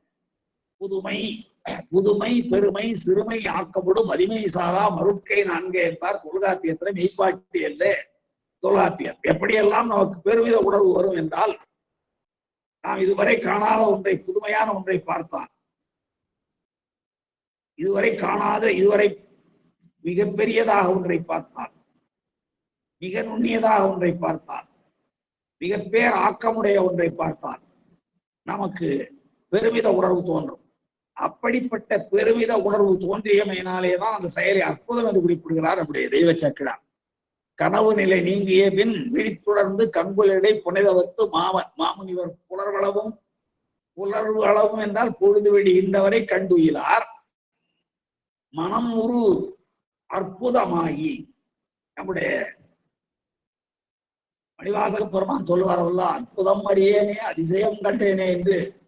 அற்புதப்பத்திலேயும் அதிசயப்பத்திலேயும் அற்புதம் அறியேனே என்று சொல்லுவார். அதிசயம் கண்டாமே என்பார். அதுபோல இவர் அற்புதத்தை அடைந்து மனம் உறும் அற்புதமாகி வரும் பயமும் உடனாகி. பயம் வந்துருச்சு கொஞ்சம். என்ன பயம்னா, சுவாமியினாலே இவ்வளவு உயர்வாக மதிக்கப்படுகிற ஒரு வேடரை மேவ நேர்வர இது செய்ய அஞ்சாரோ வேடுவர் என்று நாம் பேசியிருக்கிறோமே, இதை தீமை என அது நீக்க வேண்டுமே இல்லைங்களா? அந்த முன்னாடி கிடந்த இறைச்சியையும் கல்லையையும் நாயடி சுவட்டையும் காலடி சுவட்டையும் தீமை என்று நீக்கிறார் அல்லவா இவர். அதுக்கு பிறகு பவித்திர பூஜை எல்லாம் செய்தார் அல்லவா. ஐயோ, இவ்வளவு அன்புடைய ஒரு அடியார் செய்த செயலை நாம் தவறாக உணர்ந்து இவரையெல்லாம் நீக்கினோமே, பெருமானுக்கு அபசாரம் நாம் செய்து விட்டோமே என்ற பயம். நேர்வர் அஞ்சாரோ வேடுவர் என்ற அப்படியெல்லாம் இழித்து பேசினோம். வேடுவன் என்று நீ நினையேல், மற்றவனை நீ நினையேல் என்று சுவாமியே சொல்கிற அளவுக்கு உயர்ந்தவனை நாம் வேடுவன் என்று தகாதவன் என்றெல்லாம் நாம் பேசிவிட்டோமே என்பதனாலே வந்த பயம். உன்னுடைய திருவருளால் அவற்றையெல்லாம் நீ ஒழிக்க வேண்டும். நல்லா பண்ணி பாடிச்ச பாட்டுதான் அது. அந்நிலையில் அன்பனார் அறிந்தனரி பூசிப்ப மன்னிய ஆகமப்படியால் மாமுனிவர் அரிசித்து இங்கு என்னுடைய நாயகனே இது செய்தார் தமை காணேன், உன்னுடைய திருவருளால் ஒழித்தருள வேண்டும், இந்த செயலை நீங்கள் நீக்க வேண்டும், இழக்க வேண்டும் என்றெல்லாம் வேண்டிக் கொண்டோமே. இதெல்லாம் எப்படிப்பட்ட ஒரு பெரும்பிழை என்பதனாயே அந்த சிவவாசரியாருக்கு பயமும் வந்து விட்டது. பெருமான் கனவில் தோன்றி திருநனாருடைய அன்பு அறிவு செயல்களை எல்லாம் பற்றி சொன்னதனாலே அற்புதம் அடைந்தார். பயம் எய்தினார். அந்த வேடுவருடைய செயலை இழிவாக நாம் கருதினோம், அதை தீமை என்று நாம் விளக்கினோம். அதோடு மட்டுமல்லாமல் இப்பொழுது திருவருளால் அவற்றையெல்லாம் நீங்கள் நீக்க வேண்டும் என்று வேண்டிக் கொள்கிறோம். இதையெல்லாம் நாம் தெரியாமல் செய்த செயல் அல்லவா பெருமானுடைய. ஏனென்றால் மற்றவனை வேடன் என்று நீ நினையேல் என்று அவர் சாமியே சொல்லுகிறாரே என்றால் அவர் எப்படிப்பட்ட உயர்ந்த இடத்திலே வைத்திருக்கிறார், அவரை நாம் இப்படியெல்லாம் இழிவாக கருதி இருக்கிறோம் என்பதனாலே அற்புதம் அடைந்த அவர் பயம் அடைகிறார். அதான் இங்கே அற்புதம் ஆகி மனம் உறும் அற்புதமாகி வரும் பயமும் உடனாகி. வரும் பயமும் உடனாகி. பயம் வருது, அற்புத உணர்வும் தோன்றுகிறது, அச்ச உணர்வும் தோன்றுகிறது. உடனாகி துணை புரவி தனித்தேரில். அந்த நேரத்துல துணை புரவி தனித்தேர்வேல். துணை புரவி என்றால் வேகமாக ஓடுகின்ற குதிரை பூட்ட பெற்ற 7 குதிரைகள் பூட்ட பெற்ற தனித்தேர், ஒற்றை சக்கர தேர் மேலே தோன்றுவானாகிய சூரிய பெருமான் வருவதற்கு முன்பாக கதிர் தோன்றியது, அருணோதயமாயிற்று என்பது பொருள். அருணன் இதிரன் திசை போய் அணிகினன் என்று நாம் திருப்பள்ளி எழுச்சியிலே பார்க்கிறோம் அல்லவா. அது அருணோதயம்.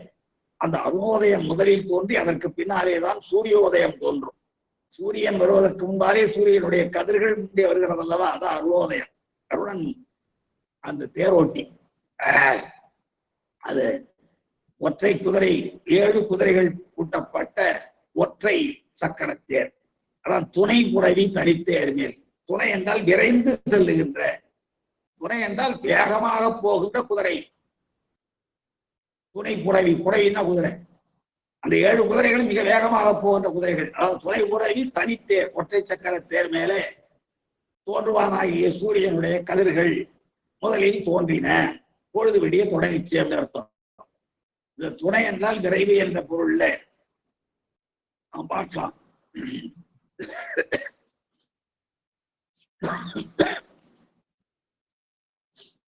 கதழ்வும் துணைவும் விரைவின் பொருள என்பது தொல்காப்பிய சூத்திரம். கதழ்வும் துணைவும் விரைவின் பொருள என்றால் இங்க இன்று காலையில் கூட ஒரு நாவுக்கரச பெருமானுடைய திருவிருத்தம் பார்க்கிற பொழுது அதிலே வானவர்களுக்கு மிக விரைந்து வந்து பெருமான் துணை செய்தார் என்கிற பொழுது அங்கே கதழ்வு என்ற சொல்லையும் பார்க்கலாம். கதழ்வும் துணைவும் விரைவின் பொருள். இப்ப இந்த துணை புரவி என்றால் விரைந்து செல்லுகின்ற குதிரைகள் என்பது பொருள். நம்முடைய சித்தாந்த சாஸ்திரத்துல சிவஞான போதம் 9வது சூத்திரத்துல உனக்கண் பாசம் உணராப்பதியை ஞானக்கண்ணினில் சிந்தை நாடி புறா துணை தேர்த்தன பாசம் உருவ தன்னிடலாம் பதி விதி என்னும் 5 எழுத்தே என்ற சூத்திரத்துல அந்த துணை என்று சொல்லுவது பாருங்க. உனக்கண் பாசம் உணராப்பதியை, குறைபாடுடைய பசுஞானத்தாலும், உனக்கண் என்பது குறைபாடுடைய பசுஞானம். அடுத்தது பாசம். உனக்கண் பாசம் உணராப்பதியை, 2 நாளும் உணர முடியாத பதியை ஞானக்கண்ணியை பெருமானுடைய திருவடி ஞானத்தினாலே, திருவருள் ஞானத்தினாலே சிந்தையில் நாடி நாம் கொள்வோமானால் புறா துணை தேர்த்தன, ஊர்ந்து செல்லுகின்ற எந்த வாகனத்தினாலும் சென்று பிடிக்க முடியாத அளவுக்கு மிக வேகமாக செல்லுகின்ற பேய் தேர். நம்ம கோடை காலத்துல பகல் நேரத்துல நெடுஞ்சாலைகளிலே காரில் போனோமானால் அங்கே காணல் நீர் தோற்றம் தெரியும். நம்ம எவ்வளவு வேகமா போனாலும் நமக்கு உள்ளே போயிடும். அப்ப அது உரா துணை, ஊர்ந்து செல்லுகின்ற எந்த வாகனத்தினாலும் பின்பற்றி சென்று பற்ற முடியாத அளவுக்கு விரைவாக செல்லுகின்ற பேய் தேர். புறா துணை தேர்த்தன, அவ்வளவு வேகமாக பாசம் விலகும். எப்போ? ஞானக்கண்ணினில் சிந்தை நாடினார். பாசம் விலக அப்பொழுது பெருமான் தன்னிடலாக வழங்குவார். நமக்கு தன்னிடலாம் பதி. அந்த பதி ஞானத்தை நாம் விடாமல் பற்றி கொள்வதற்கு 5 எழுத்து விதிப்படி என்ன வேண்டும் என்பது அந்த சூத்திரம். அங்க நமக்கு வந்து சித்தாந்த சாஸ்திரம் இங்க தேவைன்னா அந்த புறா துணை தேர். துணை என்பது பேய் தேர் போல என்று வரும். அதான் இங்கே துணை புறவி தனித்தேர் மேல் தோன்றுவானாகிய சூரிய பகவானுடைய கதிர் தோன்ற கதிர்களானது முன்னே வருகிறது, பொழுது புலர்கிறது.